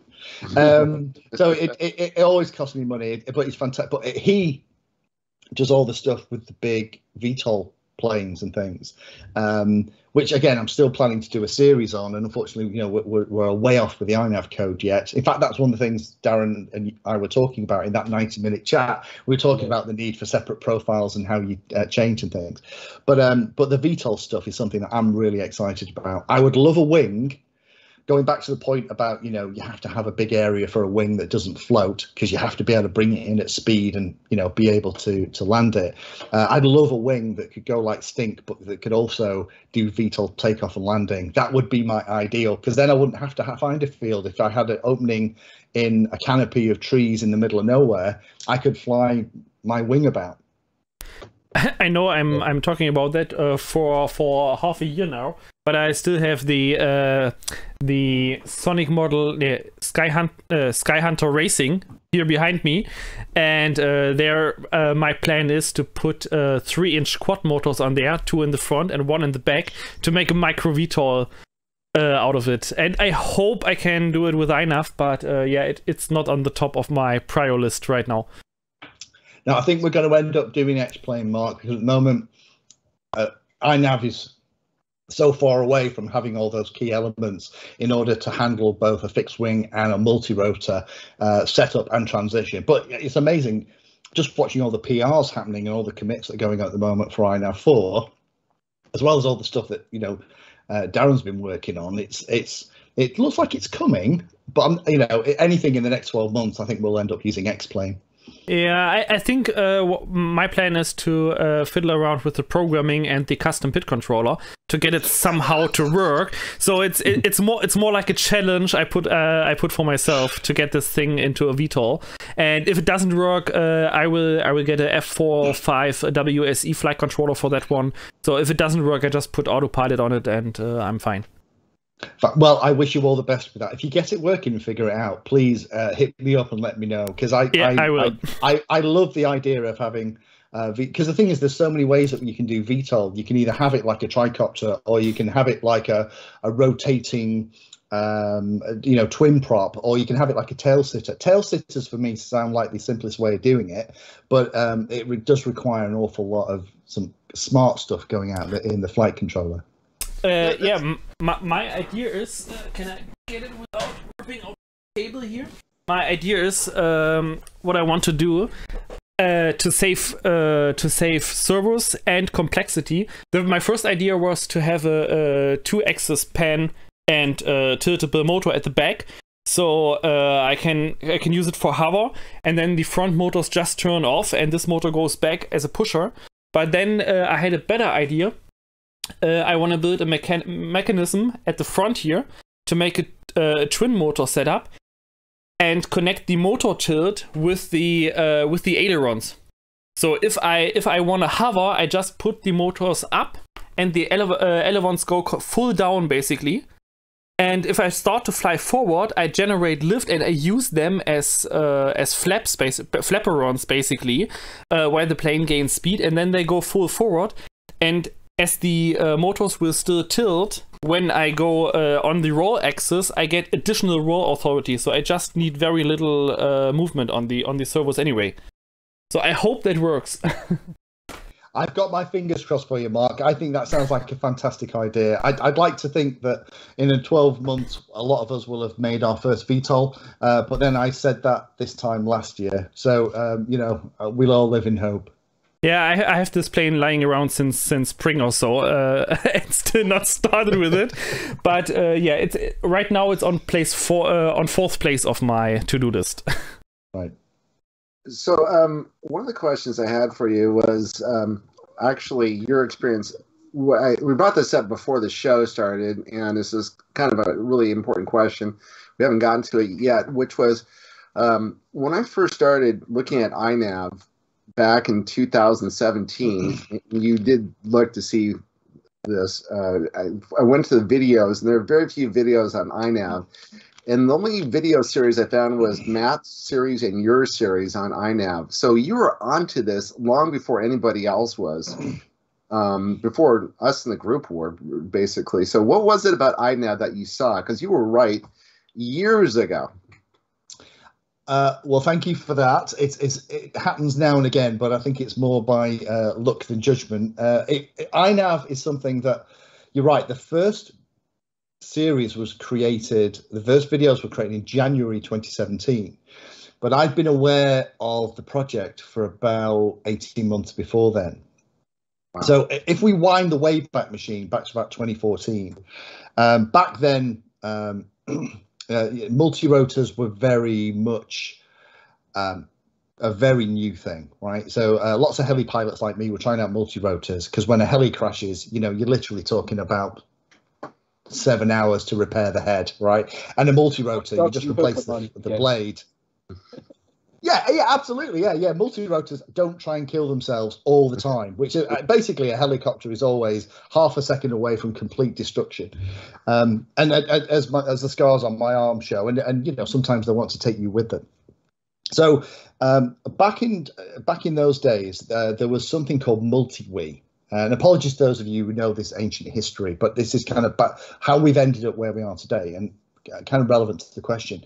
In 2014, there was a thing called multi-wing, and people were using Arduino technology with the sensor out of a Nintendo Wii, kind of those sensors controllers, because it had the gyro and accelerometers in it. The remote. Oh, that's it.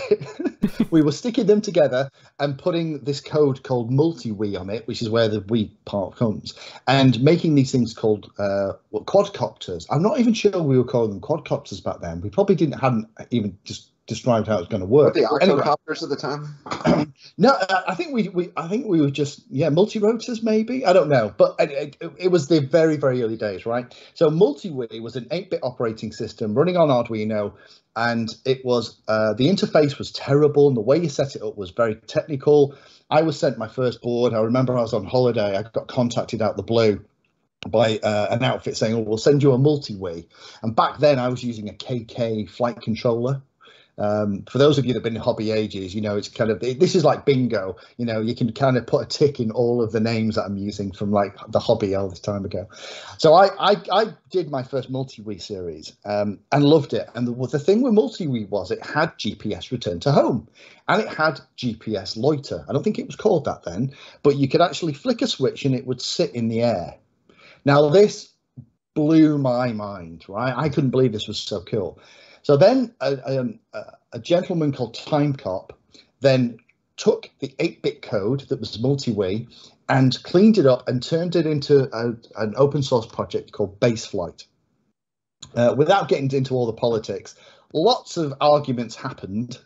Then another gentleman called Dominic took the Baseflight code and created something called Clean Flight, right? So this is probably 2015-ish, something like that, maybe, which in the hobby terms is a million years ago.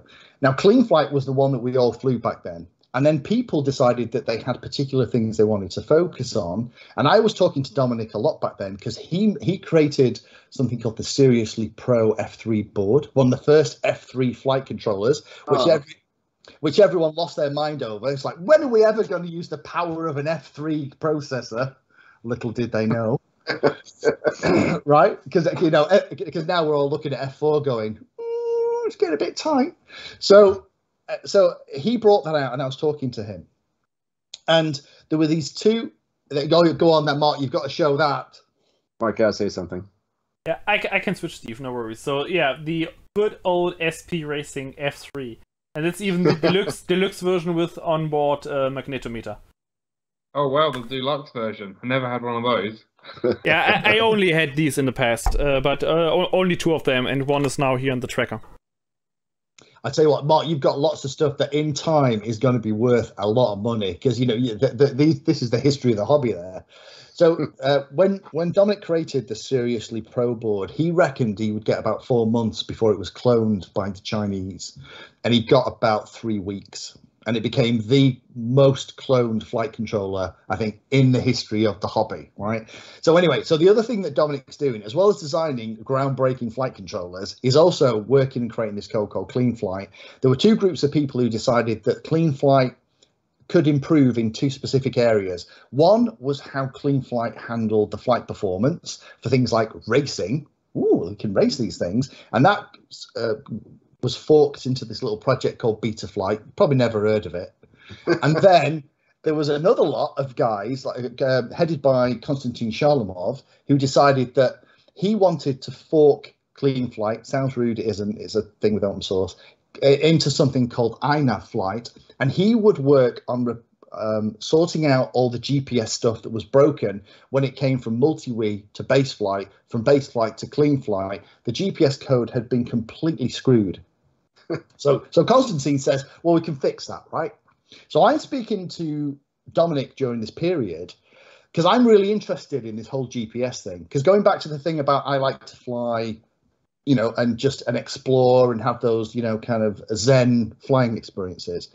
What I love with multi-wii is that I knew if ever my goggles, because back then, you know, a lot of the systems and stuff we were using wasn't as good a quality as it is now.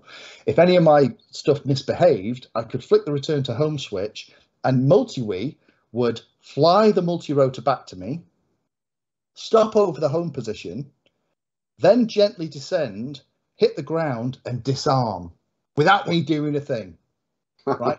And I thought, this is what I need. I want this on my modern multi-rotors with my SP Racing F3, right? Non-clone, because point Dominic. So every time I spoke to Dominic about this, Dominic went, yeah, don't worry about it, because what will happen is all the things that they fix in Betaflight and INAV, once it's fixed, it'll all get committed and rolled back into the Clean Flight project.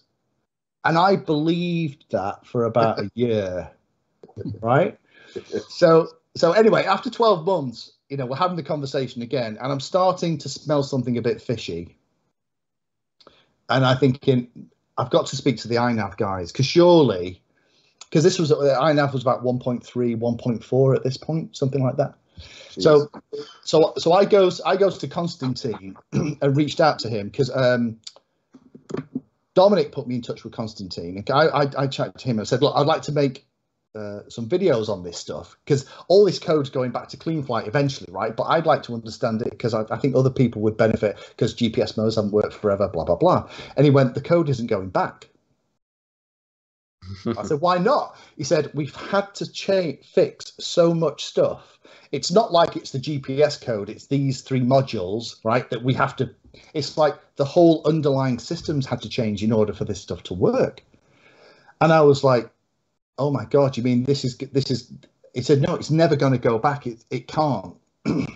It'd be easier to import the changes from Clean Flight into INAV than the other way around at this point. So I was like, right, okay, we need to make a video. So this is at 1.4 now, I think it is.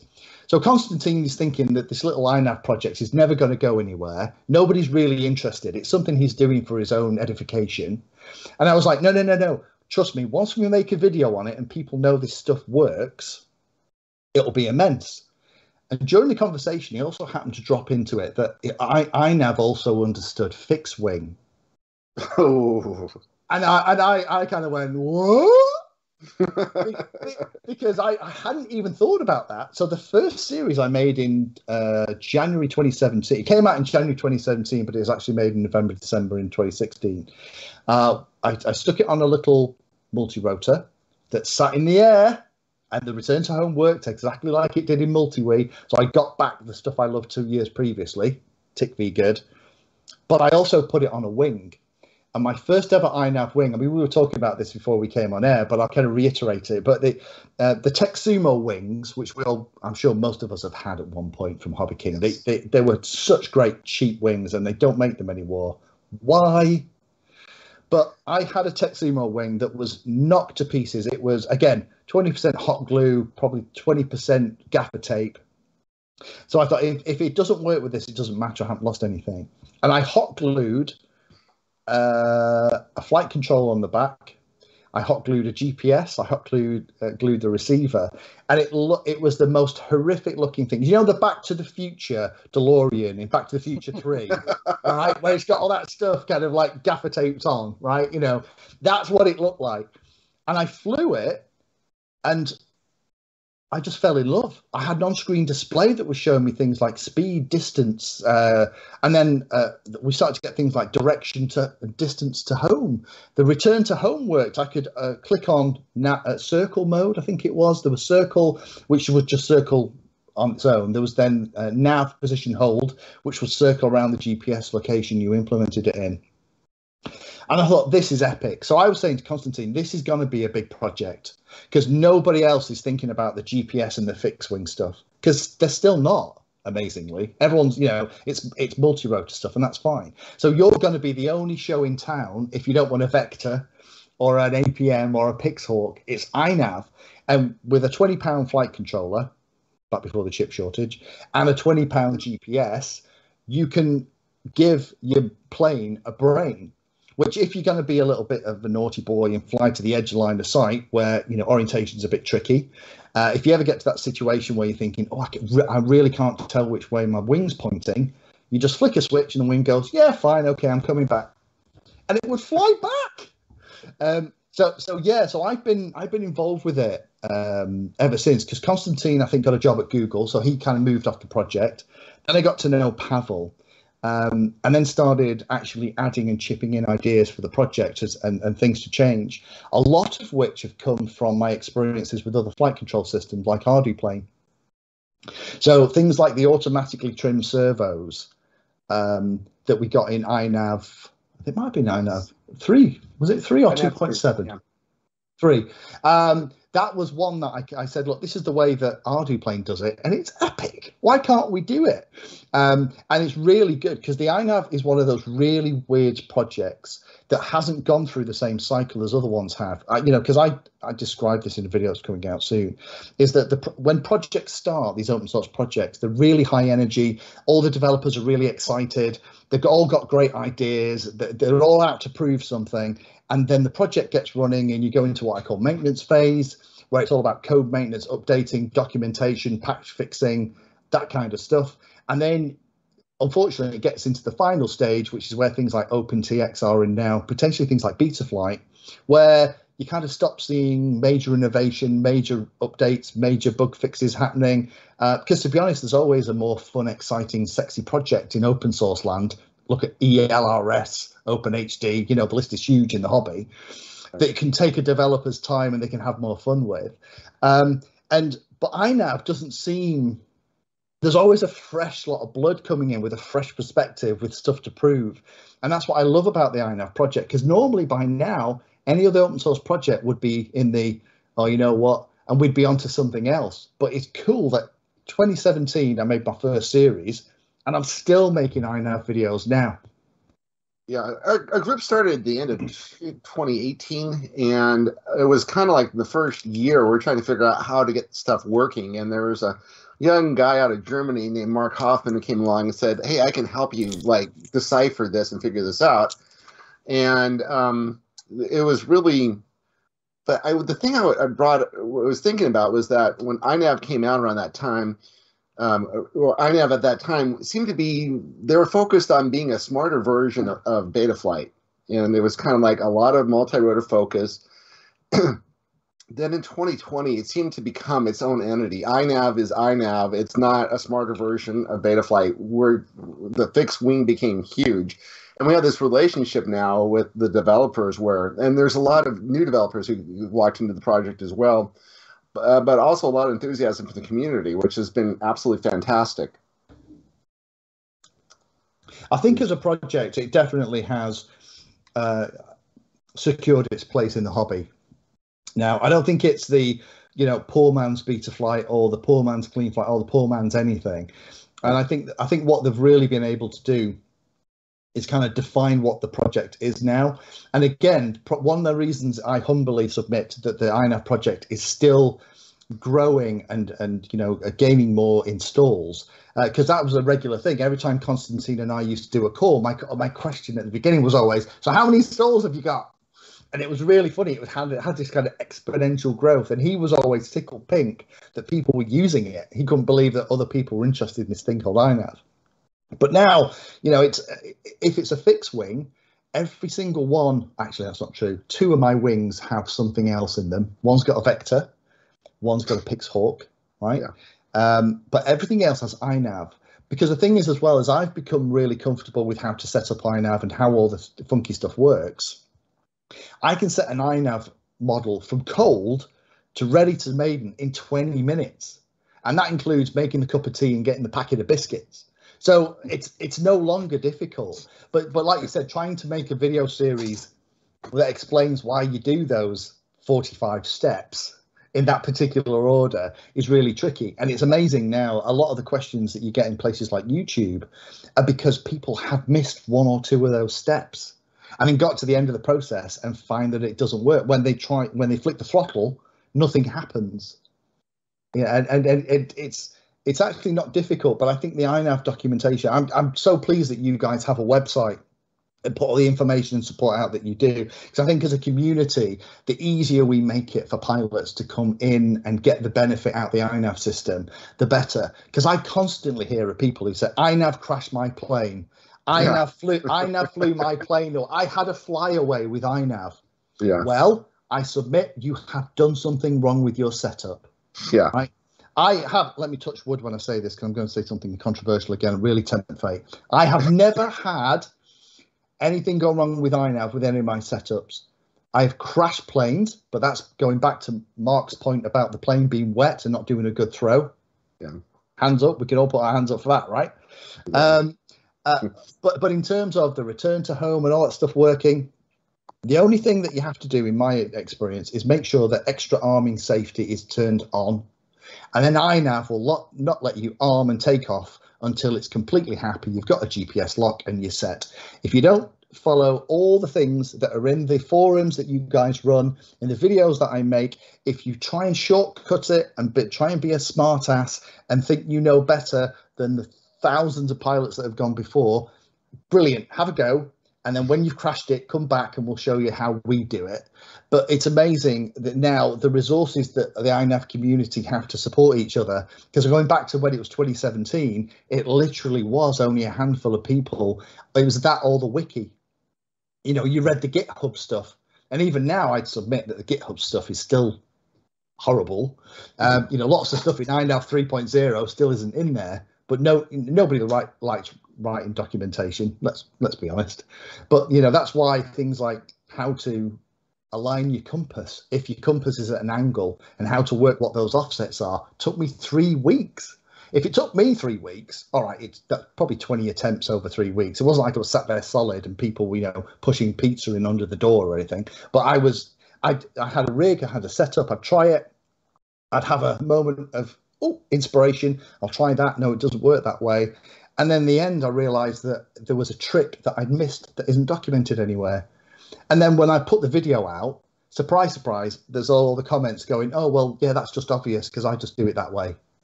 And you're kind of going, well, if it's that obvious, why can't I find anything on the internet that tells you how to do it? Because if it's that, it wouldn't have taken me 3 weeks, because actually I can use Google. So how some of the new guys get up to speed without the help. So I just, you know, thank you for you guys for all you do for the INAV community as well, because it's a massive help, and it's just somewhere where people can go and ask polite, thoughtful questions and get really good, useful answers. Yeah, you know, it's interesting too. Thank you for that. What's interesting is that we get the people who sign up for the group. When we get people who like work at grocery stores, and then we have people who are doctoral candidates at Oxford, you know, or people who are work in aerodynamics, or people who are commercial airline pilots, or people who have had, we had one guy at Crunkle Flop a couple of months ago, and he was talking about how he was a GA pilot, and he said he found INAV and he never wanted to go back to flying real planes ever again. He just loves the INAV experience. And which was one question I wanted to ask you about. You talked about the relaxed FPV experience. What does Mark, we'll get to your question in a second here. What is your preferred mode of flying? If you're just gonna go out for the day, do you like the screamers? It sounds like you just like to get up there and just relax and kick back. I don't have any. It depends on my mood on the day. That's the thing. It depends. You know, if I'm particularly aggressive, I'll fly fast and I'll have fun. I'm very lucky. I have a number of flying buddies that I go and fly with. And one of the most fun things that I do is we'll get two planes up at once and we'll actually play what I call follow the leader. And we will kind of follow each other around and try and find each other and kind of do almost like dogfighting. When FPV Combat came out, I was just like, yes, I need some of this action, because you can do that and then you can shoot each other down. Virtually, of course, indoors violence. But that is some of the funnest part for me, because there's always something to learn. There's always something to teach.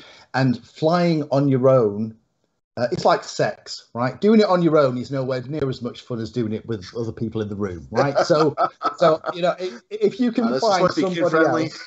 Yeah, absolutely. Yeah. Apologies to all you listening to this in the car, taking the kids to school. Earmuffs. Yeah, absolutely. We'll caveat that bit. But genuinely, I find flying with mates is actually one of the funnest parts of the hobby. I don't care whether it's analog, I don't care whether it's digital, I don't know what kind of model it is. If we're both there and we're having fun, because half of it for me is the flying and half of it is this kind of banter and fun chat. Again, going back, because there's so much fun stuff in the hobby. And as I mentioned, the Dolphin and the Diatone were both models that somebody else put me onto. You can never assume that you're an expert in this hobby and you know everything, because the moment you think you do, the hobby will come and spank you so hard and let you know that actually there's a whole part of the hobby that you don't know. Because I was involved in a program for Channel 4 here in the UK several years ago, and there was lots of mature pilots who had only ever done line of sight. So all about recreating Battle of Britain, dogfighting and events using scale planes, right? So Spitfires and ME-109s and Stukas and things. Yeah. And as part of it, they also had FPV in them, right? And there were lots of the older generation of pilots who weren't happy there were foam planes, because that's not real radio control. But we gave them the FPV experience for the first time, and they had a head tracker in a cockpit, a virtual Spitfire cockpit, and they got scale, other enemy 109s, and they're all whirling around, fitted with smoke and things like that, right? So it was amazing. And every single one of the pilots that took the goggles off just went, wow, that was amazing. But interestingly, before they'd experienced it, they'd all written it off as part of the drone part of the hobby, so it's the work of the devil. And that's the cool thing, right? That's what I love about this hobby. If you go to the field and someone's doing something that you've not seen before, do never have that opinion that that's part of the hobby is inferior or something you're not going to like. Because it's amazing how often you'll go and do something and try something in the hobby and walk away with a new passion. Hey, Mark, you had a question? Yeah, when Lee talked about the INAV setup, for example, that it's so fast. I mean, that's also what in my experience is the same thing. If I get a new plane, for example, if it's for review, of course you get the package, you want to get your video, you want to get your review out as fast as possible to be quicker than everyone else, for example. And yeah, it's so easy. You throw your flight controller in, you put INAV on it, you go through all the tabs, and you know what to set up. Sometimes you can just copy a CLI list of your default setup or of your default settings you put everywhere anyway, like your OSD modes, adjustments in INAV, for example. You just put it in. My personal record for setting up INAV I made in January 2020. I was with a few friends in Austria in the mountains to fly FPV there. I also made 2 videos about that. And one of my buddies had a mini drag with him. He bought that as a used one, and he was so scared to bring that thing in the air. He was pushing it back the whole day, and then it became late, and between the mountains it gets dark earlier than usual. And I said, hey, come on, now let's get this thing flying.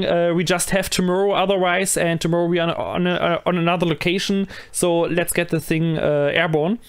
And he said, okay, let's do it. We put it on, and then he had a weird issue. Every time he armed the plane, his crossfire lost connection for some reason. I don't know why. We didn't figure it out. His INAV version was old, and I said, hey, come on, screw it. Put your laptop on. And from the point after flashing, when it booted up the first time, my buddy looked at his watch and counted the time. It took me 7 minutes and 20 seconds until everything was set up, and I said, okay, it's ready to fly. That was my personal record, and it flew. It really flew. We did a quick auto tune, and that's it. And I think that's basically the point. You don't have to do so much in INAV, and for me, but that's a personal opinion here. I like to exactly know how the flight control software works in the background. If I understand how it works, I know how to use it exactly. And that's my problem, for example, with autopilot. I have no idea how autopilot works in the background. people can only tell me if I ask a question, if I have an issue, people can just tell me, yeah, raise this value or change this or set this to this value or whatever, but I don't know why I actually have to do that. And then I have to completely trust the software. And on INAV, it's just the point, I know how it works in the background. If I don't know how something works, I can ask directly a developer or whatever, and they tell me if it's Pavel or Alex or Andreas or whoever. And then I know how to use it. And that's the thing that I really like about INAV. That's just simple. It's rudimentary. It has not so much features, but I understand how it works, and that makes it really easy to use for me. Going back to your point about asking the developers, the thing I really love is when it's a new feature and you're not sure about it because it's not quite documented, and you ask two of the devs the same question and you get two different answers. That's that's the bit I always love. But in the early days, you're like, okay, so this is not well understood yet. That's fine. I'll go with answer one, and if it doesn't work, I'll go to answer two. It's I mean, that's the thing with ArduPilot, is that the core of the system is so well understood and so solid. You know, the core hasn't changed for so long. You're right, it's a completely different animal, but I think, you know, in terms of the DNA of the core of the ArduPilot system, it's probably 98% what it was 5 years ago. I mean, I could be doing a huge disservice to the ArduPilot developers there, but it does work. But I know what you mean. There's not a lot of extra stuff for all the stuff that ArduPilot does in INAV. It's not like there's just enough essential parts. It's, you know, I'm not saying that that's what it is, but what we need is there and actually works really well now. And it's been well tested at this point, hasn't it? We're about to wrap this up. I have one last topic I'd like to just bring up, and both you and Darren have wrote a video. I know you've been speaking a lot, and so I'm going to ask Darren about this first, give your voice a little bit of a break. That is INAV radar. That is, we're starting to see now that a lot of people, we now have about 4,000 people on the map, and people are starting to find that they have people that live somewhat close by to them that they can go flying with. And so I wanted to find out what your experiences have been with INAV radar, and because both of you have made videos of it, and I've been playing with it with someone here, Rich Adams, out of Long Beach, and we've what have you found about this? Is this something that's going to continue to develop? It seems like it might be stalled somehow. So Darren, go first, please. Firstly, I have to say I've not actually flown with it yet, because I've not had anyone at my flying club to fly it with. So Mark will probably be the better out of the rest of us, other than Lee, to speak about the flying experience. But no, I don't think it's stalled at all. They've just released a 2.2 version, so they are bringing new updates, and there's a lot of things that I've seen in, like, the INAV, I think, Telegram, and on the GitHub, where there's lots of new ideas that they're trying to put forward into it. So there's plenty of development scope left. Can you go over really quickly what it's about so people will know?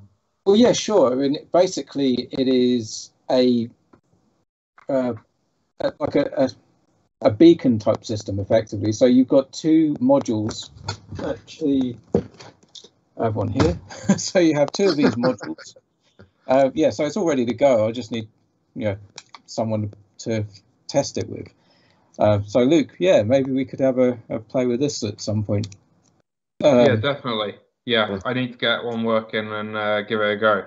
Unfortunately, yeah, I don't have anyone else to fly with either, and I'm not at the club much, so not anyone that flies INAV to fly with. So yeah, we'll sort it out and get something. But yeah, so it's basically it's a ESP32 board. So the guys recommend a specific board to use. So it's already got an OLED screen on it. It has the LoRa module, and you can get them in 868, 915, and 433 megahertz.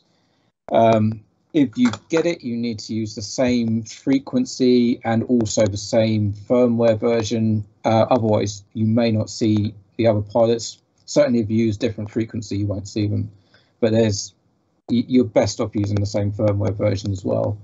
And what it will do is, when you have your crosshair, it will put a little arrow going either way, up or down, to show you where the other planes are. So it just directs you to people, which is really handy you don't have to sort of shout to your buddy, hey, whereabouts are you? I'm by this building, that sort of thing. So. Hey, that's a question I have for Luke, and Luke would probably have a better answer to this. This is the first time I've seen a microcontroller being used in association with a flight controller. What's the potential for this kind of technology? Can we have microcontrollers that have like large amounts of missions on there, or maybe video editing on there as well? Those types of things. Yeah, I mean, definitely now INAV is starting to support some of the Mavlink protocol. You could have a lot of Mavlink does position commands. So you could have, say, a companion Raspberry Pi that does all of the heavy lifting in terms of data processing stuff, then tells the plane where to fly automatically on a mission, even based on, you know, image data from a camera, that kind of thing. Yeah, I don't think that's quite along the lines of what INAV Radar uses, but yeah. Well, it's just the technology of a microcontroller working with. Yeah, definitely. Then the other question I had for you is, what's the possibility of actually having an app connected from like a smartphone to a transmitter that can actually control your plane or send information such as ABS, whatever the ADSC or whatever that was? Yeah, or ADSB. Yeah, I guess that kind of thing would be possible. The biggest problem with ADSB is that you're not allowed to transmit it. I think that would solve a lot of problems if you were allowed to transmit it and, you know, identify the lower priority, whatever, compared to an aircraft. But yeah, maybe. Interesting. And Darren, anything else to add to that? No. Yeah, so let me quickly speak about the flight experience that I had with it. I mean, I only had 2 chances till now to fly it. That was once 2 years ago with Glenn when he visited me from the UK, and the last time a few weeks ago with /7 FPV.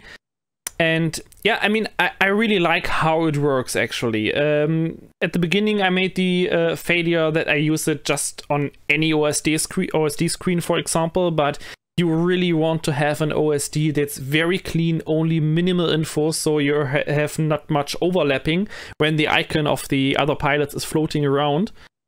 And the antenna placement is also important. Make sure all antennas are put vertical in the plane, because if you lay them down, then you have big dead zones where you lose connection even at a few hundred meters. But otherwise, if the antennas are placed well, you can see other pilots up to 2 or 3 kilometers of distance from you. So this works really well on the 868 megahertz band.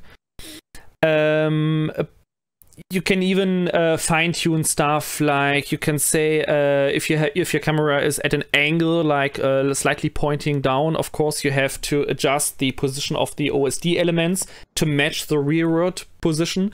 You also can input the viewing angle of your FPV camera horizontally and vertically. So the HUD controller knows where to put the icon, where the other plane should be in your video feed and all that stuff. And yeah, then this is a lot of fun, and it's so easy actually to find your mates. Even if you are far away, like you fly some long range where it is allowed, and you lose each other, like due to distortions because you moved your head or whatever, or you get distracted, you lose the other buddy where you fly formation mid. You just look at your OSD, okay, there he is, then you make a turn, you throttle up and you catch up, and you will just find him, the other plane. That's really easy. About the development process, I think the original project that ended with 1.4 actually really stalled. I think it was another developer who caught up and continued the project now. And then there was 1.5, 1.6, and then 2.0, 2.1 is the newest version, I think, where they updated or 2.2 now, yeah, where they updated the protocols to have bigger range, faster reconnection, faster update rates, and all that stuff. But yeah, it's still ongoing. The only thing that's a little bit of a downside since the updates after 1.4 is that the original or the unofficial Flash tool that was also released by another developer, where you can just plug it in, one click, you select your your frequency band, you make another click, and then it's just flashing the board. This tool is not working anymore. You have to do it manually via a programming tool at the moment. So it's a little bit more complicated, but it still works the same, and it still works fantastic. Yeah, I've got the 32-bit, was it 32-bit version of it? So it's the V2 boards, and they don't work. And supposedly that's going to be fixed in version 2.3, I believe. Oh, I don't know. I've not followed the development that far. Actually, I just flashed the latest version that was available. So, yeah. Yeah, but we've had a great experience with it. Loved it. And so that's the last question we have for Lee is, Lee, what's your experience been with the INAV radar?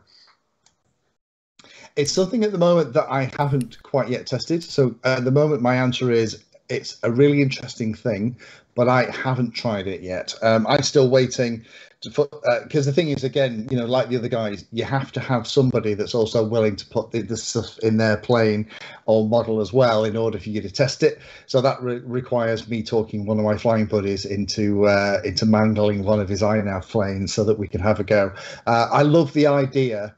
Particularly going back to my point about flying with buddies and doing the following stuff, that would be amazing, because what we have to do with the flying fields is have a shorthand for all of the key points at the field. So you're like, where are you? Where are you? And they go, right, I'm over the left W. And like, right, and we know what the left W means, but you know, you have to have this shorthand. It would be lovely to be able to just, you know, kind of spot where your pal is. And also things like doing review videos, it would be great, because at the moment, you know, you have to give your plane that you're reviewing to your mate to fly, and then you have to try and fly behind them to get the footage, because everyone loves flying footage. You know, it would just simplify stuff if you're not at the local field where you have that shorthand. So no, there'll be a video on it, I'm sure. I just need to, like the other guys, get in a situation where I have a chance to not just give it one go and make a video, but actually give it, you know, put it through its paces and give it a good go. What I want to do is I want to launch one plane, send it on a mission, and then chase it with another plane. Somebody did that.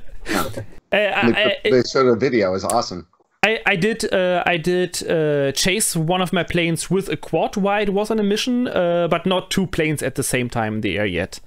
But I think I will do that sometime.